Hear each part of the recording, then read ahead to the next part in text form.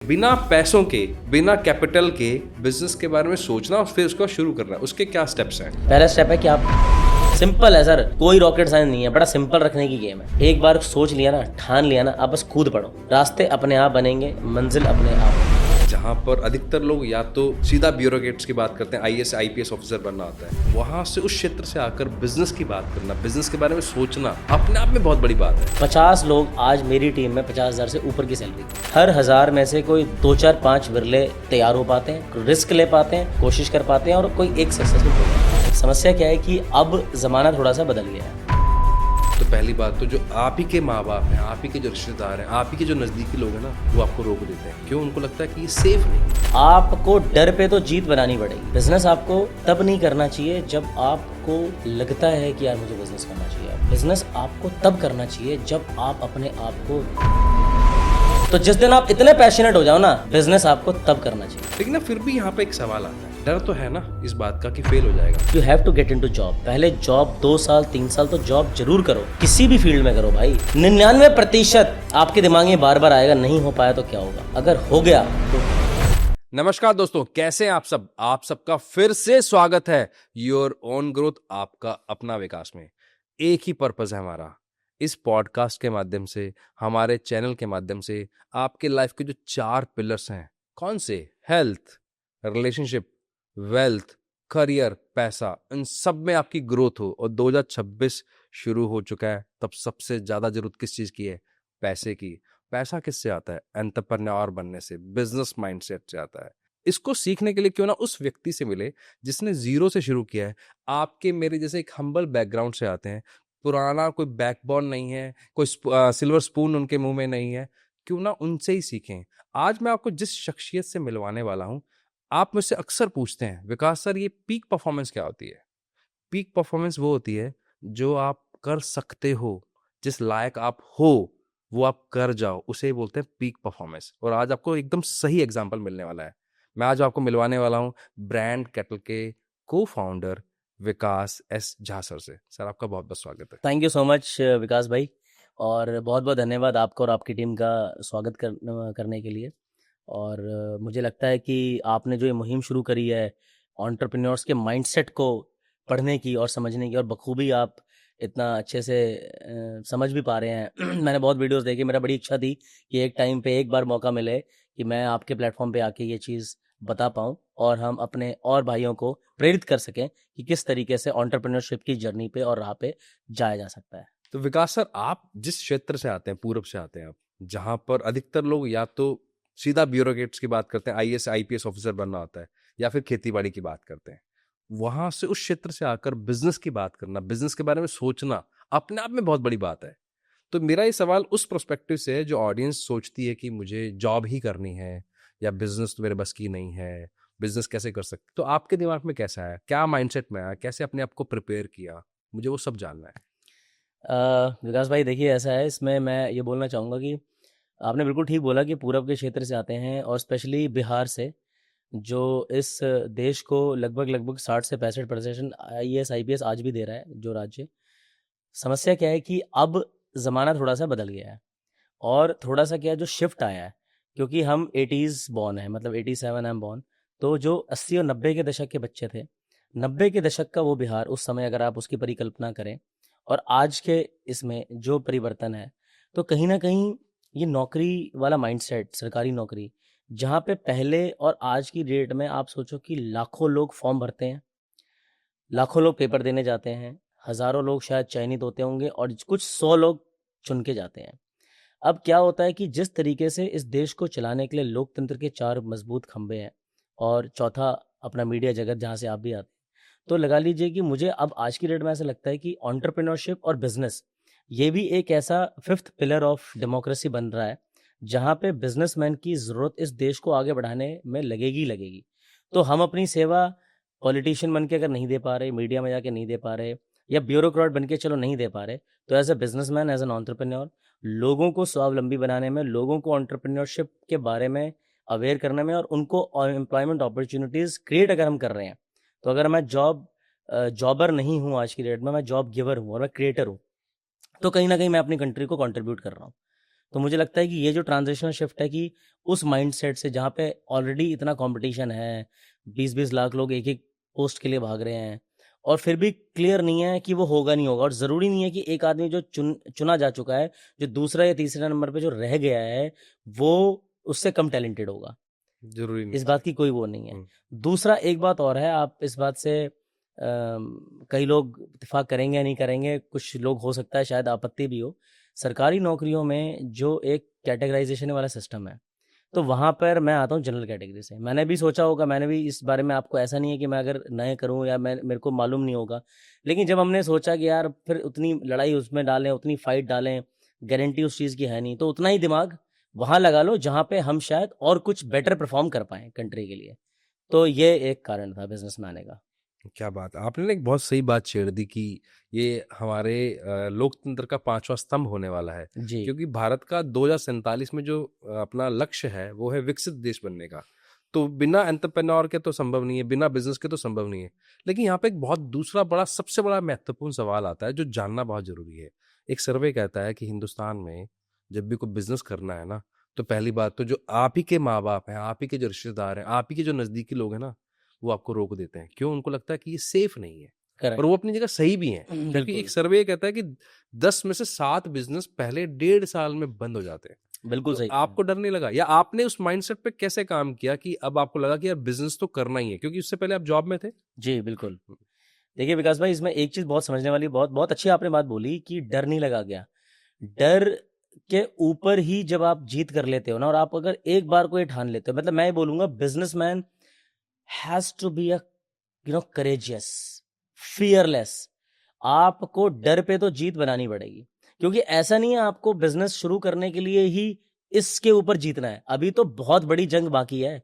अभी तो आप बिज़नेस शुरू करने का सिर्फ़ डिसीज़न ले रहे हो। उसके बाद जो आपके रास्ते में अड़चन आने वाली है, अभी तो आपको उसको झेलना है।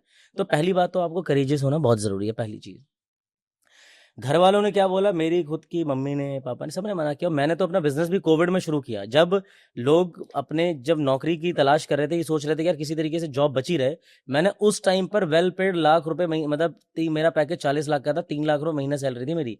वो जॉब छोड़कर मैं बिज़नेस में घुसा, पता नहीं क्या फितूर सवार था। वो भी कोविड में? वो भी कोविड में, प्योर बिल्कुल कोविड में, मतलब 22 मार्च 2020 मुझे दिन याद है। मोदी जी ने अनाउंस किया था जनता कर्फ्यू, संडे का दिन था, पूरा जनता कर्फ्यू था, और 25 मार्च से संपूर्ण लॉकडाउन था। और वो एक एक दिन याद है, क्योंकि वो दिन ही ऐसा था, वहाँ पे मैं दिमाग लगाता था, बिजनेस की स्ट्रेटेजी बनाता था। तो क्या है कि जब मुझे इसमें एक चीज़ मैं बोलूँगा, बिजनेस आपको तब नहीं करना चाहिए जब आपको लगता है कि यार मुझे बिजनेस करना चाहिए। अब बिजनेस आपको तब करना चाहिए जब आप अपने आप को रोक ही नहीं पा रहे हो बिजनेस करने के लिए। उतनी ज्यादा अंदर से उछाल होना चाहिए कि आपको हाँ। मैं एक चीज़ बताता हूँ विकास भाई, आपको पकड़ के, अगर मैं सर पकड़ के बाल्टी का जो पानी है ना उसमें डाल दूं और आपको बिल्कुल ऐसे दबा दूं सर को, उस समय आपके लिए सबसे ज्यादा जरूरत क्या होगी? ऑक्सीजन की, हवा ऑक्सीजन, की। सांस की। हम्म। और जैसे ही मैं आपका सर ऐसे बाहर निकालूं तो आप छटपटाहट से बोलोगे हाँ। तो सबसे पहले आपको क्या चीज? सांस। तो आप पानी में क्या कर रहे हो? स्ट्रगल कर रहे हो, तड़प रहे हो। तो जब उस दिन की तड़प आ जाएगी ना, जब वो तड़प आपके अंदर आएगी, तब आप बिजनेस के लिए काबिल हो। इतनी तड़प, इतनी शिद्दत मांगता है बिजनेस। एंटरप्रेन्योरशिप ये तड़प मांगती है कि जब आप वहां पर हो, क्या आपको उस टाइम पे उस पानी के अंदर अपनी बीवी, बच्चा, दोस्त याद आ रहा है? नहीं। अपना बिजनेस याद आ रहा है? विकास नागरो यूट्यूब चैनल, इतना सक्सेसफुल आप पॉडकास्टर हो, आपको कुछ याद आ रहा है? आपको कुछ याद नहीं आ रहा। आपको सिर्फ वो तड़प याद आ रही है, वो ऑक्सीजन की कमी याद आ रही है। आपको सिर्फ ये पता है कि मुझे सिर्फ सांस चाहिए। तो जिस दिन आप इतने पैशनेट हो जाओ ना, बिजनेस आपको तब करना चाहिए। मैं आपकी बात से ना बड़ा इत्तेफाक रखता हूँ, क्योंकि मैं खुद एक एक्स बैंकर रहा हूँ, उससे पहले मैं आईटी में रहा हूँ। तो आईटी में तो खैर मैं इतना सफल नहीं रहा, लेकिन बैंकिंग में बहुत सफल रहा हूँ। तो जब मैंने जॉब छोड़ा था ना, तो वही एक परिस्थिति थी कि आप सैलरी बहुत अच्छी ले रहे हो और आपको जब छोड़नी है, हाँ, तब वो ना एक एक दिन काटना बड़ा मुश्किल होता था। Comfort zone, right. तो 3 महीने का नोटिस पीरियड देना होता था। अच्छा। तो बैंकिंग अंदर ही सिस्टम था हाँ, कि अगर आपको जॉब छोड़ना है तो 3 महीने आपको सर्व करना पड़ेगा, करेक्ट। नहीं तो फिर आपको पैसे देने पड़ेंगे। तो मैंने 3 महीने सर्व, वो 3 महीने मैंने कैसे निकाले ना, मुझे वो आपकी बात से ना वो याद आ गया, अचानक याद आ गया, फ्लैशबैक आ यस गया यस कि यस अगर यस। वो 3 महीने भी बड़े मुश्किल हो रहे थे। लेकिन ना फिर भी यहाँ पे एक सवाल आता है, डर तो है ना इस बात का कि फेल हो जाएगा, तो क्लैरिटी, क्लैरिटी सबसे बड़ा सबसे बड़ा इशू है। अगर मैं अभी ऑडियंस से भी पूछूं ना, हमने एक सर्वे भी करवाया था, अच्छा, 700 लोगों ने इस सर्वे में पार्टिसिपेट किया। Very good. तो उसमें जो हमने 4 ऑप्शन दिए, भाई आपको कौन रोक रहा है आगे बढ़ने से। मैंने ये नहीं पूछा कि जॉब या बिजनेस में। राइट। तो पहला 52% लोगों ने कहा ओवर थिंकिंग, दूसरा बोला सेल्फ डाउट। तो ये दोनों ही वो चीजें हैं जो आपको आगे नहीं बढ़ने देती। आपने कैसे उसको दिमाग लगाया कि मैं अभी तक वहां नहीं गया हूं कि बिजनेस कैसे किया, मुझे ये जानना है कि उस माइंडसेट को कैसे प्रिपेयर इसको किया, क्रॉस कैसे किया? उस माइंडसेट को प्रिपेयर कैसे किया, ओवर थिंकिंग से कैसे बहुत बचे। बढ़िया सवाल है, बहुत बढ़िया सवाल है ये वाला। मैं कोशिश करता हूँ कि ईमानदारी से इसका जवाब दे पाऊँ। भगवान मुझे बस इतनी शक्ति दे, मैं इसका जवाब दे गया ना तो शायद, मतलब आपने जो 52% बोला ना, शायद हो सकता है 70% लोगों का डाउट हो ये दूर हो जाएगा, और मुझे बहुत खुशी होगी कि हिंदुस्तान का एक कॉमन आदमी भी एंटरप्रेन्योर बन पाए। हुआ क्या कि जब भी आप ऐसा डिसीजन लेने जाते हो, बिकॉज ये डेफिनेटली लाइफ चेंजिंग होने वाला है, या तो ऊपर ले जाएगा या बिल्कुल नीचे गिराएगा। तो आप अगर जॉब माइंडसेट से आ रहे हो, आप इतने साल तक नौकरी करते गए हो, और अब आप अचानक से ऐसा शिफ्ट ले रहे हो, ऐसे टाइम में ले रहे हो, और कोई साथ नहीं है घर वाले, क्योंकि और उस टाइम पर ही मैंने नया घर खरीदा था, मुझे उसकी ईएमआईज थी, गाड़ी की किस्त है, भाई हर चीज़ है, तो बेसिक चीज़ है, life is all about EMIs, ये तो हम सब जान रहे हैं। आपको याद होगा उस टाइम पर ना एक चीज हो गई, ब्लेसिंग इन डिस्गाइज कह लो या कुछ कह लो, कोविड जब आया तो सभी बैंक्स ने और आरबीआई ने ना एक स्कीम निकाली कि you are getting 3 months moratorium. आपको 3 महीने के लिए मोरेटोरियम मिल रहा है, 3 महीने के लिए आपको ईएमआई फ्री मिल गया सिस्टम सारा। बिल्कुल। तो मैंने क्या सोचा कि यार मैं 3 महीने की इनकम या तो मेरे पास बैंक में सेफ पड़ी हो, तो वो सिस्टम है नहीं। अच्छा, बिजनेस में लगाने के लिए, धंधे में लगाने के लिए पूंजी चाहिए, पैसा चाहिए, वो है नहीं। तो ये जो मोरेटोरियम मिल रहा है ना भाई, इसको ही मैं अपनी वर्किंग कैपिटल समझता हूँ। अच्छा। कि मेरे को घर की किस्त नहीं देनी, 70-80 हज़ार में मेरे घर की किस्त जाती थी उस टाइम पर, 30,000 रुपये गाड़ी की जा रही, तो लाख रुपए मेरा महीने का हो गया, 3 लाख रुपए 3 महीने के हो गए। तो 3 महीने के लिए तो सरकार ने मुझे इतनी इजाजत दे दी कि 3 महीने तक तो मेरा घर का खर्चे में कोई समस्या नहीं आएगी। इतना ही तो है, 3 ही लाख रुपए की तो बात हो रही है। और मैं कहता हूं इससे ऊपर 3 महीने और सोच लो आप, 6 महीने की आप प्लानिंग करके चलो, क्योंकि 6 महीने का रनवे लगेगा। बिजनेस में हमेशा आप एक पॉइंट से शुरू करते हो और एक जे कर्व आता है। पहले बिजनेस जब शुरू करते हो तो ऐसे डिप होगा, फिर नीचे जाएगा दूसरे साल, तीसरे चौथे पांचवें साल से वो उठेगा। उतना पेशेंस आप में होना चाहिए, पहली बात। लेकिन ये सब पेशेंस कैसे जनरेट होगा, जब तक आप उस समुद्र में कूदोगे नहीं। तो वहां तक पहुंचने के लिए मैंने अपने घर वालों को बोला कि यार सिंपल है, 3 महीने तो सरकार दे रही है, 3 महीने का पैसा मैं जोड़ लेता हूँ, मेरी सेविंग से पड़ा है, ये 6 महीने जान लगाने दो मम्मी मुझे, अगर मैं कुछ कर बैठा, क्योंकि कोई है ही नहीं। अच्छा, कोविड में 2020 में कोविड आया, 2017 में मेरी शादी हुई थी, ठीक है, 2018 में मेरा बेटा हुआ, तो मैं नया शादी, नया बच्चा, नया घर, इतनी नई गाड़ी, सबके बाद, और मैं जॉब छोड़ने की बात कर रहा हूँ। तो मेरे ससुर जी फोन करे, भाई मैंने तेरी जॉब पे सैलरी करी थी, तो ये क्या ड्रामा कर रहा है, समझ गए हो। तो बड़ा मुश्किल था, लेकिन क्या था कि अब यहाँ पर फिर ओवर थिंकिंग वाली बात आती है, अगर नहीं क्लिक हुआ तो मैं क्या करूंगा। अच्छा, लाइफ इतनी अनसर्टन है, टाइम ऐसा अनसर्टन चल रहा है, आपको क्या पता कि कोविड कब तक रहने वाला है। सरकार ने तो 1 दिन के लिए किया था, फिर उन्होंने 1 महीने के लिए कर दिया। आपको याद होगा हर 15 दिन पे मोदी जी आते थे रात में 8 बजे और एक्सटेंड कर देते थे, वो एक्सटेंड हो जा रहा था लॉकडाउन। तो क्या होता है, फिर ओवर थिंकिंग का दौर बहुत चला, क्योंकि वैसे ही घर में खाली है, जा रहे नहीं है, और ओवर थिंकिंग हो रहा है, बार बार ये दिमाग में आ रहा है, यार नहीं हो पाया तो क्या होगा, नहीं हो पाया तो क्या होगा। और ये सब जनता के दिमाग में आता होगा, सब भाइयों के दिमाग में आता होगा, नहीं हो पाया तो क्या हो गया। 99% आपके दिमाग में बार बार आएगा, नहीं हो पाया तो क्या होगा। अब मैं कहता हूं 1% चांस, अगर हो गया तो क्या होगा। तो नहीं हो पाया तो क्या होगा और हो गया तो क्या हो गया के बीच के डिफरेंस के ऊपर अगर आपने अपने डर पे विजय प्राप्त कर ली, तो मुझे लगता है कि इतना करेज तो बिजनेस मांगता है, और एंटरप्रेन्योरशिप की जर्नी ये डिजर्व तो करती है कि कोई एंटरप्रेन्योर अगर उस लाइन को चूज कर रहा है तो वो इतना करेजियस तो हो कि लाख मुसीबत आने के बाद भी अगर वो ये सोच रहा है कि यार नहीं हुआ तो क्या होगा, तो मैं रोड पे आ जाऊं, कोई बात नहीं, जॉब फिर कर लेंगे, फिर और 50 परम्यूटेशन कॉम्बिनेशन है। अगर आप ओवर थिंकर हो रहे हो ना, तो एक पेपर और पेन ले लो, बैठ जाओ, पेपर पेन पे ना अपनी समस्याएं लिखनी शुरू कर दो। जो आपके दिमाग में है ना, आप अगर लिखने पे आओगे ना, मैं आपको लिटरली बता रहा हूँ, दिमाग में हजारों थॉट्स आते हैं, लिखने पे आओ, अगर आप 10 पॉइंट भी लिख पाओ, पहुंच लिख ही नहीं पाओगे। बहुत सही बात बोली, बिल्कुल सही, ऐसा ही होता है। दिमाग में हजारों थॉट आ रहे हैं भाई, ये हो गया, वो हो गया, बीवी बच्चा मम्मी बाप सब याद आएंगे आपको, आप लिखने पे तो आओ, आप अपनी प्रॉब्लम्स को लिखो। ये मेरे गुरु ने मुझे सिखाया था, मेरे बॉस ने, जब मैं जॉब करता था। मैं जॉब पे भी आप बहुत कुछ सीखते हो, तो इसीलिए आप अपनी प्रॉब्लम को लिख लो। मैंने लिखता गया, मैंने कहा यार नहीं हुआ तो ये होगा, ऑप्शन 1, 3 महीने का वैसी खर्चा है, 3 महीने का और है, नहीं तो नौकरी कर लेंगे, जितनी की सैलरी है उस वैसी काम कर रहे हैं, थोड़ा कम कर लेंगे। तो एक सेफ्टी नेट अपने माइंड में ना, सबकॉन्शियस माइंड को एक सेफ्टी नेट दो। बहुत इंपॉर्टेंट बात बोल दी आपने यहाँ पे, जो आपने हमारे हमें जब लगता है ना कि हम सिक्योर नहीं है, हाँ, तो फिर हम क्या रेप्टिलियन, मतलब एक ब्रेन हम रहते हैं हम जब। छटपटाते हैं। बिल्कुल छटपटाहट में देखो, आप छटपटाहट में फैल सकते हो, लेकिन आप लंबा दौड़ नहीं सकते। सही कह रहे हो आप जब तक कंफर्टेबल नहीं होगे ना, आप खुश नहीं होगे, आपका माइंड रिलैक्स नहीं होगा, तो आप बहुत बढ़िया परफॉर्म कर ही नहीं सकते किसी भी चीज में। तो आपको सबसे पहले अपने आप को उस रेस्टलेसनेस स्टेज से बाहर करना है। अपने आप को आपको सिक्योर करना है। दिमाग में, अपने सबकॉन्शियस माइंड में एक सेफ्टी नेट डाल लो कि यार अकेला आया था, कुछ नहीं है साले, एक दिन सबने मरना ही है। ऐसे कोई भी ऐसा थॉट लेके आओ जो आपको वाइल्ड थॉट लगे और लगे कि यार जो आपके रास्ते में, आपकी जर्नी तक पहुंचाने में ना आपको मदद करे।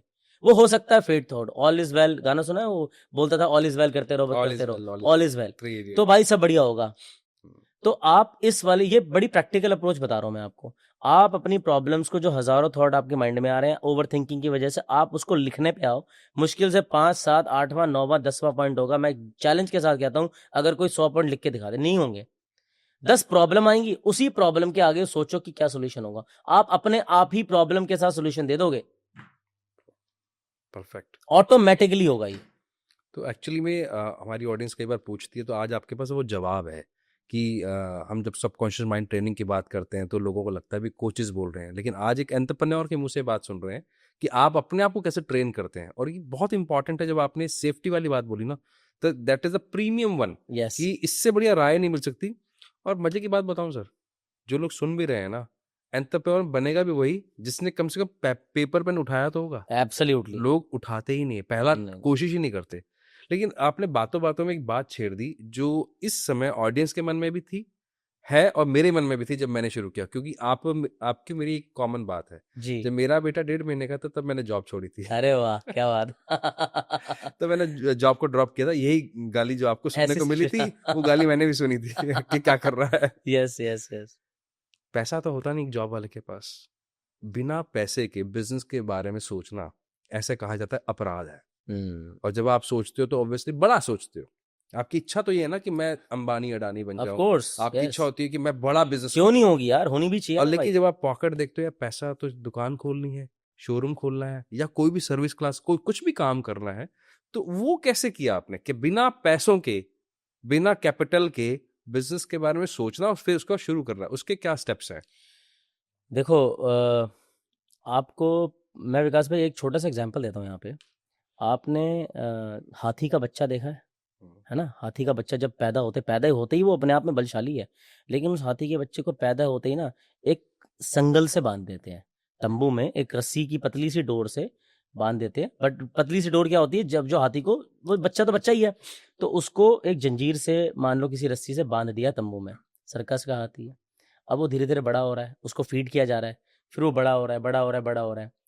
अब वो जितना भी बड़ा हो जाए, लेकिन उसके पैर को फिर भी अभी उस तंबू से बांधा हुआ है। तो उसके माइंडसेट में ये बंधा पड़ा, दिमाग में है कि यार मैं बंधा हुआ हूं। आज की डेट में हाथी बलशाली हो चुका है।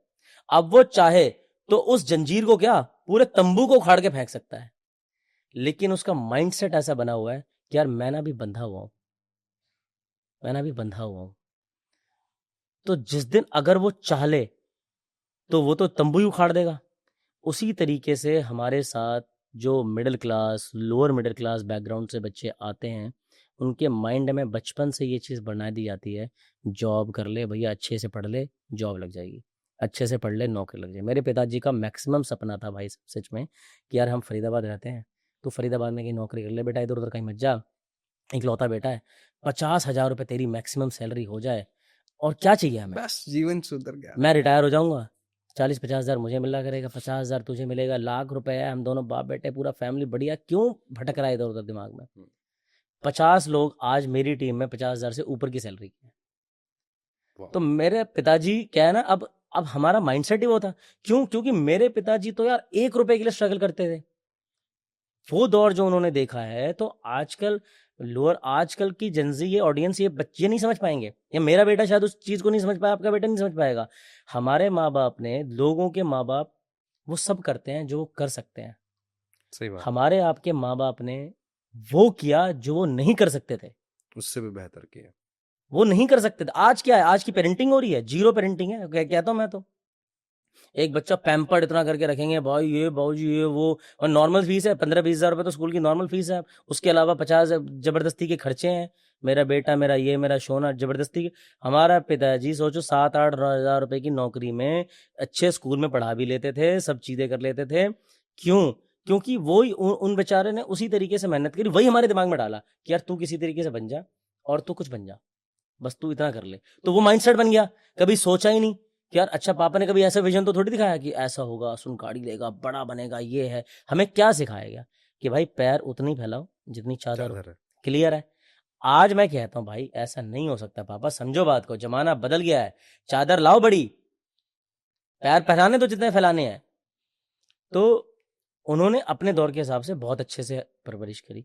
अब आपने जो सवाल पूछा कि यार माइंडसेट को कैसे बदला जाए, तो हाथी के पैर जंजीर से बंधे पड़े हैं भाई, ठीक है, पर अब तू हाथी बन चुका है, उखाड़ फेंक उस जंजीर की मानसिकता।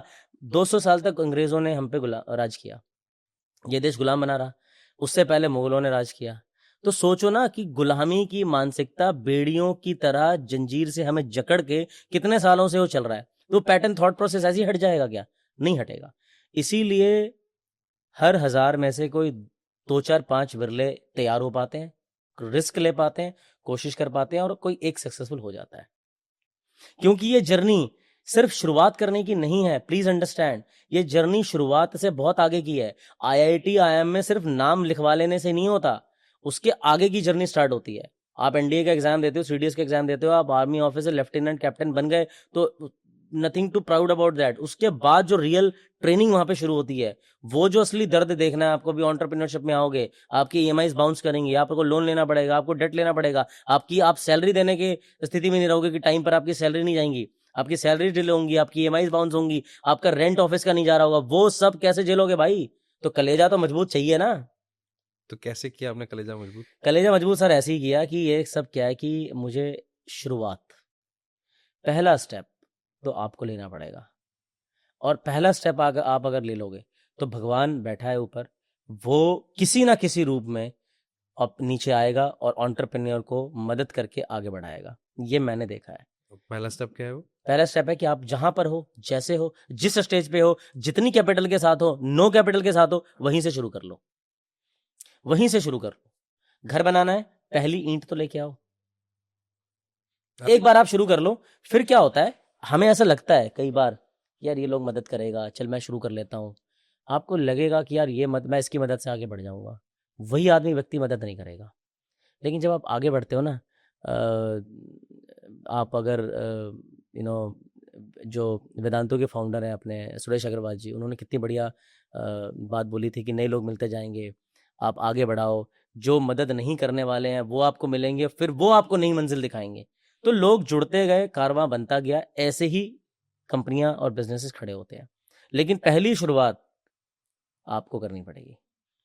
अभी आप ना ऑफ कैमरा मुझे वो भी बता रहे थे कि अगर आपके पास कैपिटल नहीं भी है, हाँ, तो आपको वो 5 स्टेप फॉर्मूला होता है जो आपने अपने बिजनेस के लिए अप्लाई किया, जिससे आप बिजनेस शुरू कर सकते हो। क्योंकि अब ऑडियंस को ये समझ में आ चुका है कि माइंडसेट चेंज किया जा सकता है।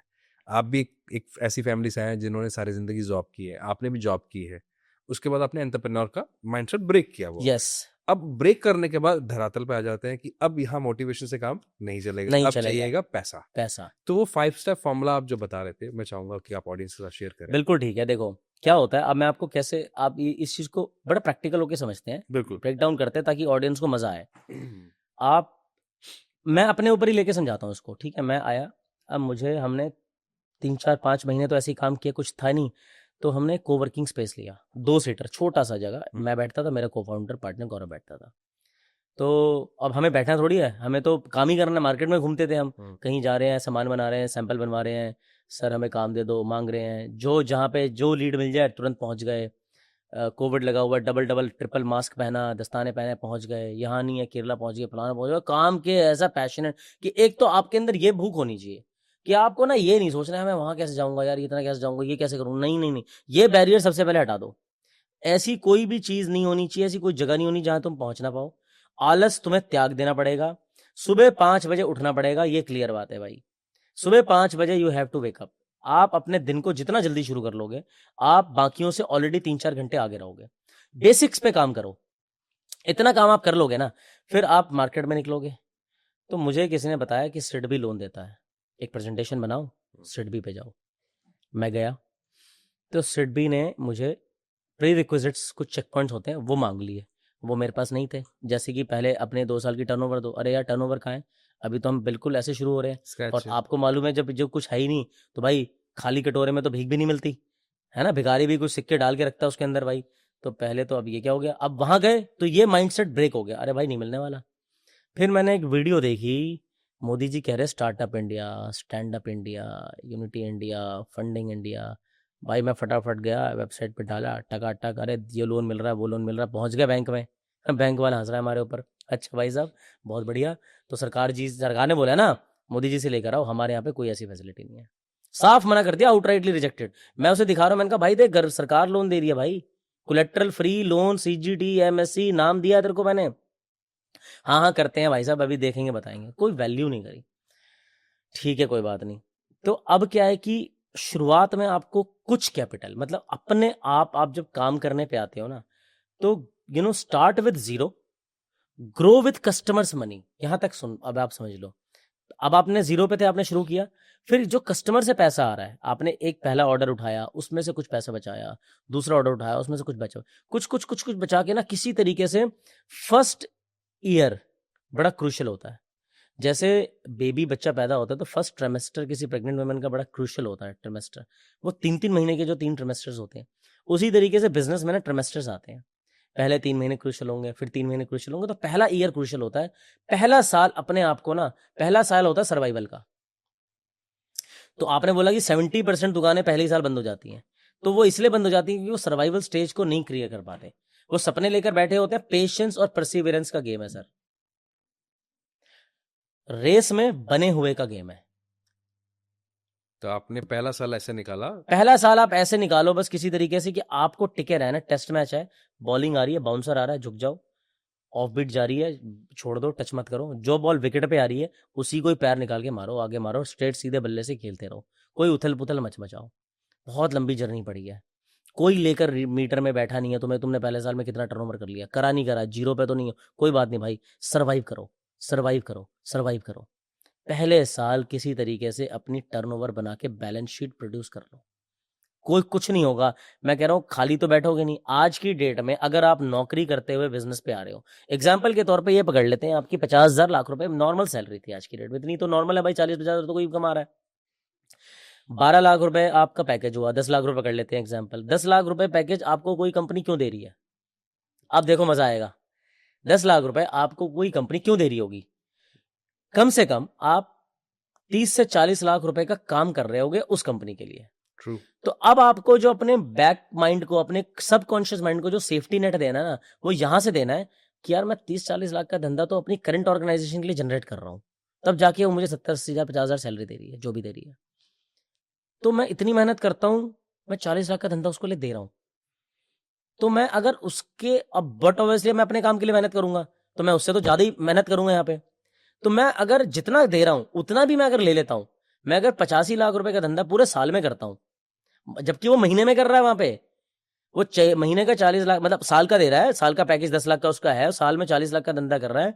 वो कहता है मैं अपने लिए 50 लाख का धंधा करता हूँ। एग्जाम्पल, मैं अपनी कंपनी को ये मानता हूँ, मैं अपनी कंपनी में कार्यरत हूँ, नौकरी कर रहा हूँ, अपनी कंपनी के लिए डायरेक्टर हूँ, अपनी कंपनी में 50 लाख का धंधा जनरेट किया, अब उसको अपने लिए सैलरी लेनी है। तो इतना काम जितना वो किसी और के लिए कर रहा था, अपने लिए भी कर ही लेगा। True. कुछ रिलेशंस उसने भी बना ही लिए होंगे, कुछ तो उसने भी सीखा ही होगा। और मैं किसी भी एंटरप्रेन्योर को, किसी भी जनजी को, किसी भी बच्चे को ये नहीं बोलता कि तुमने पढ़ाई करी तुरंत काम में घुस जाओ। No, you have to get into job. पहले जॉब 2 साल 3 साल तो जॉब जरूर करो, किसी भी फील्ड में करो भाई। तुम वहां से कुछ सीख के ही नहीं निकल पाओगे जब तुमने वो जिल्लत नहीं झेली।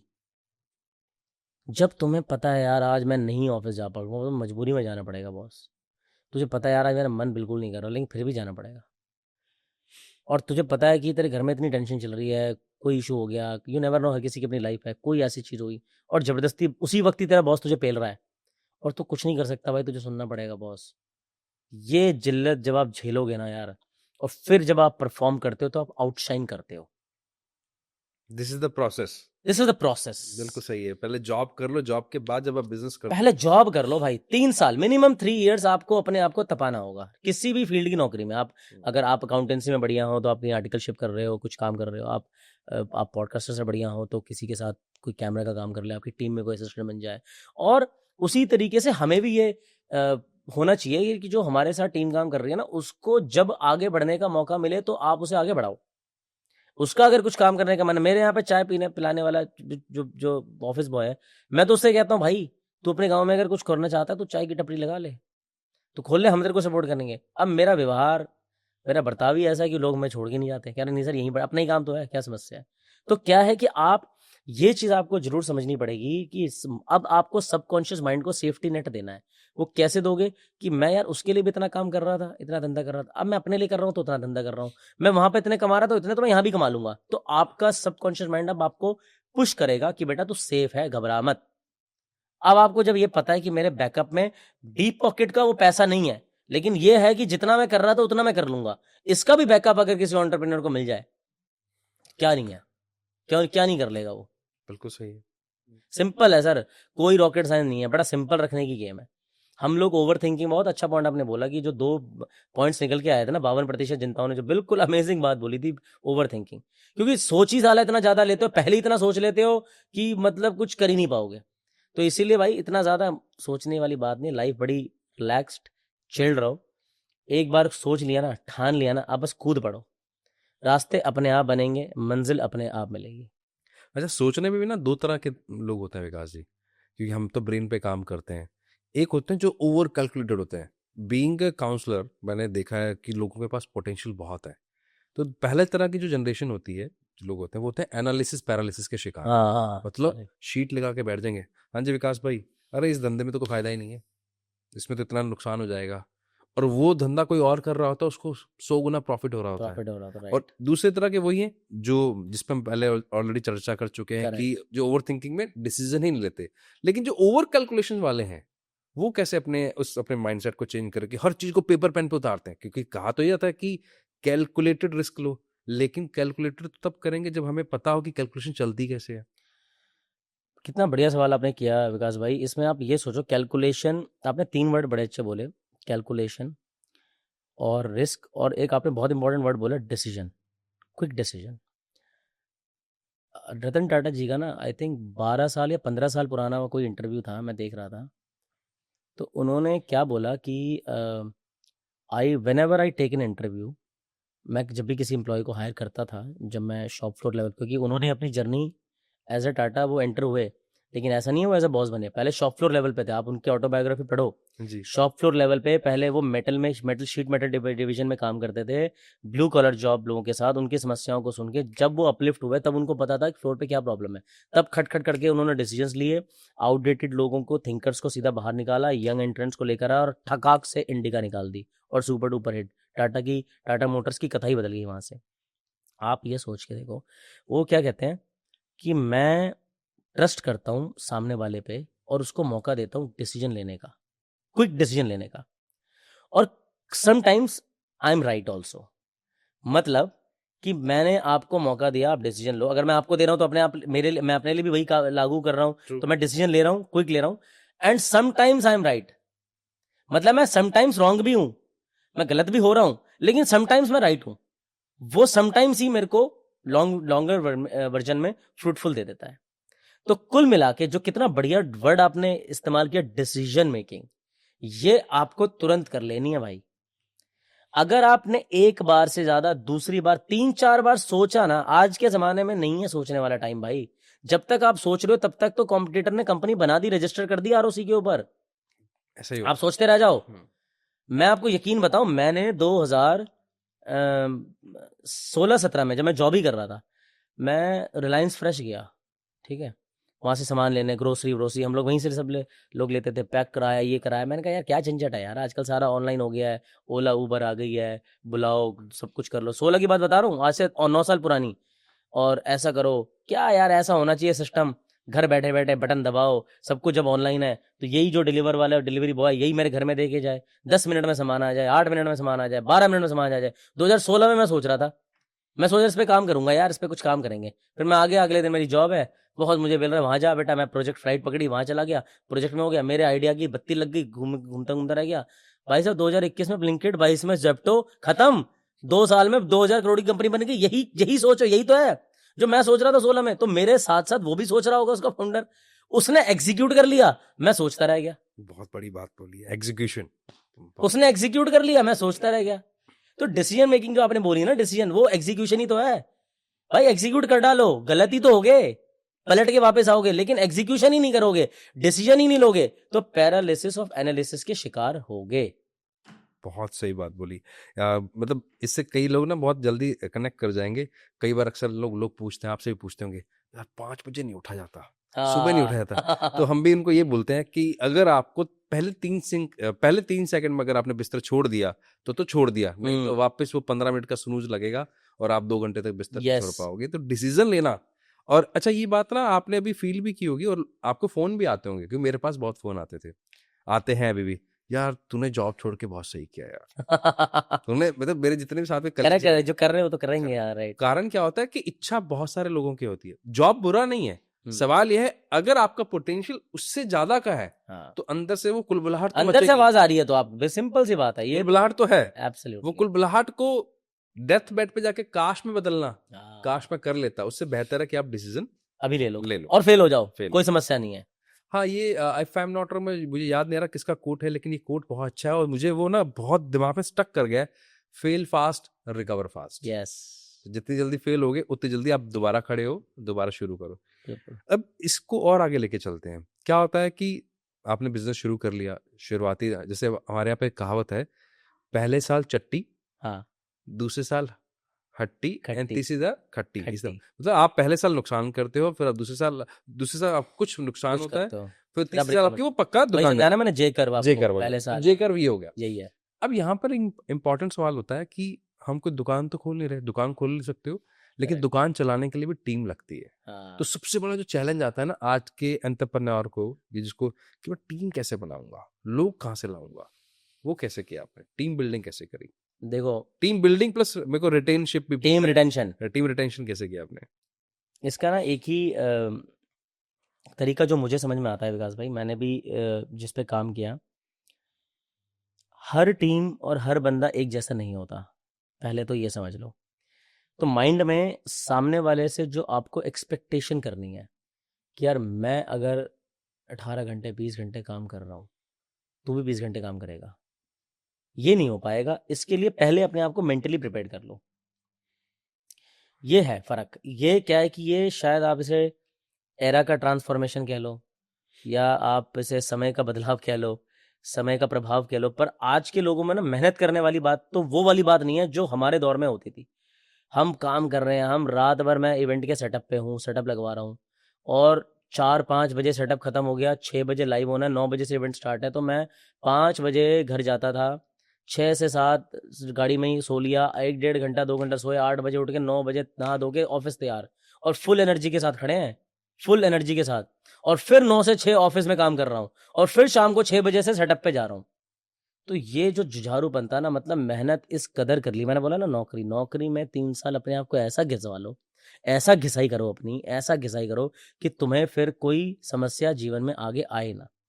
एक बात, अब टीम बिल्डिंग क्या होती है?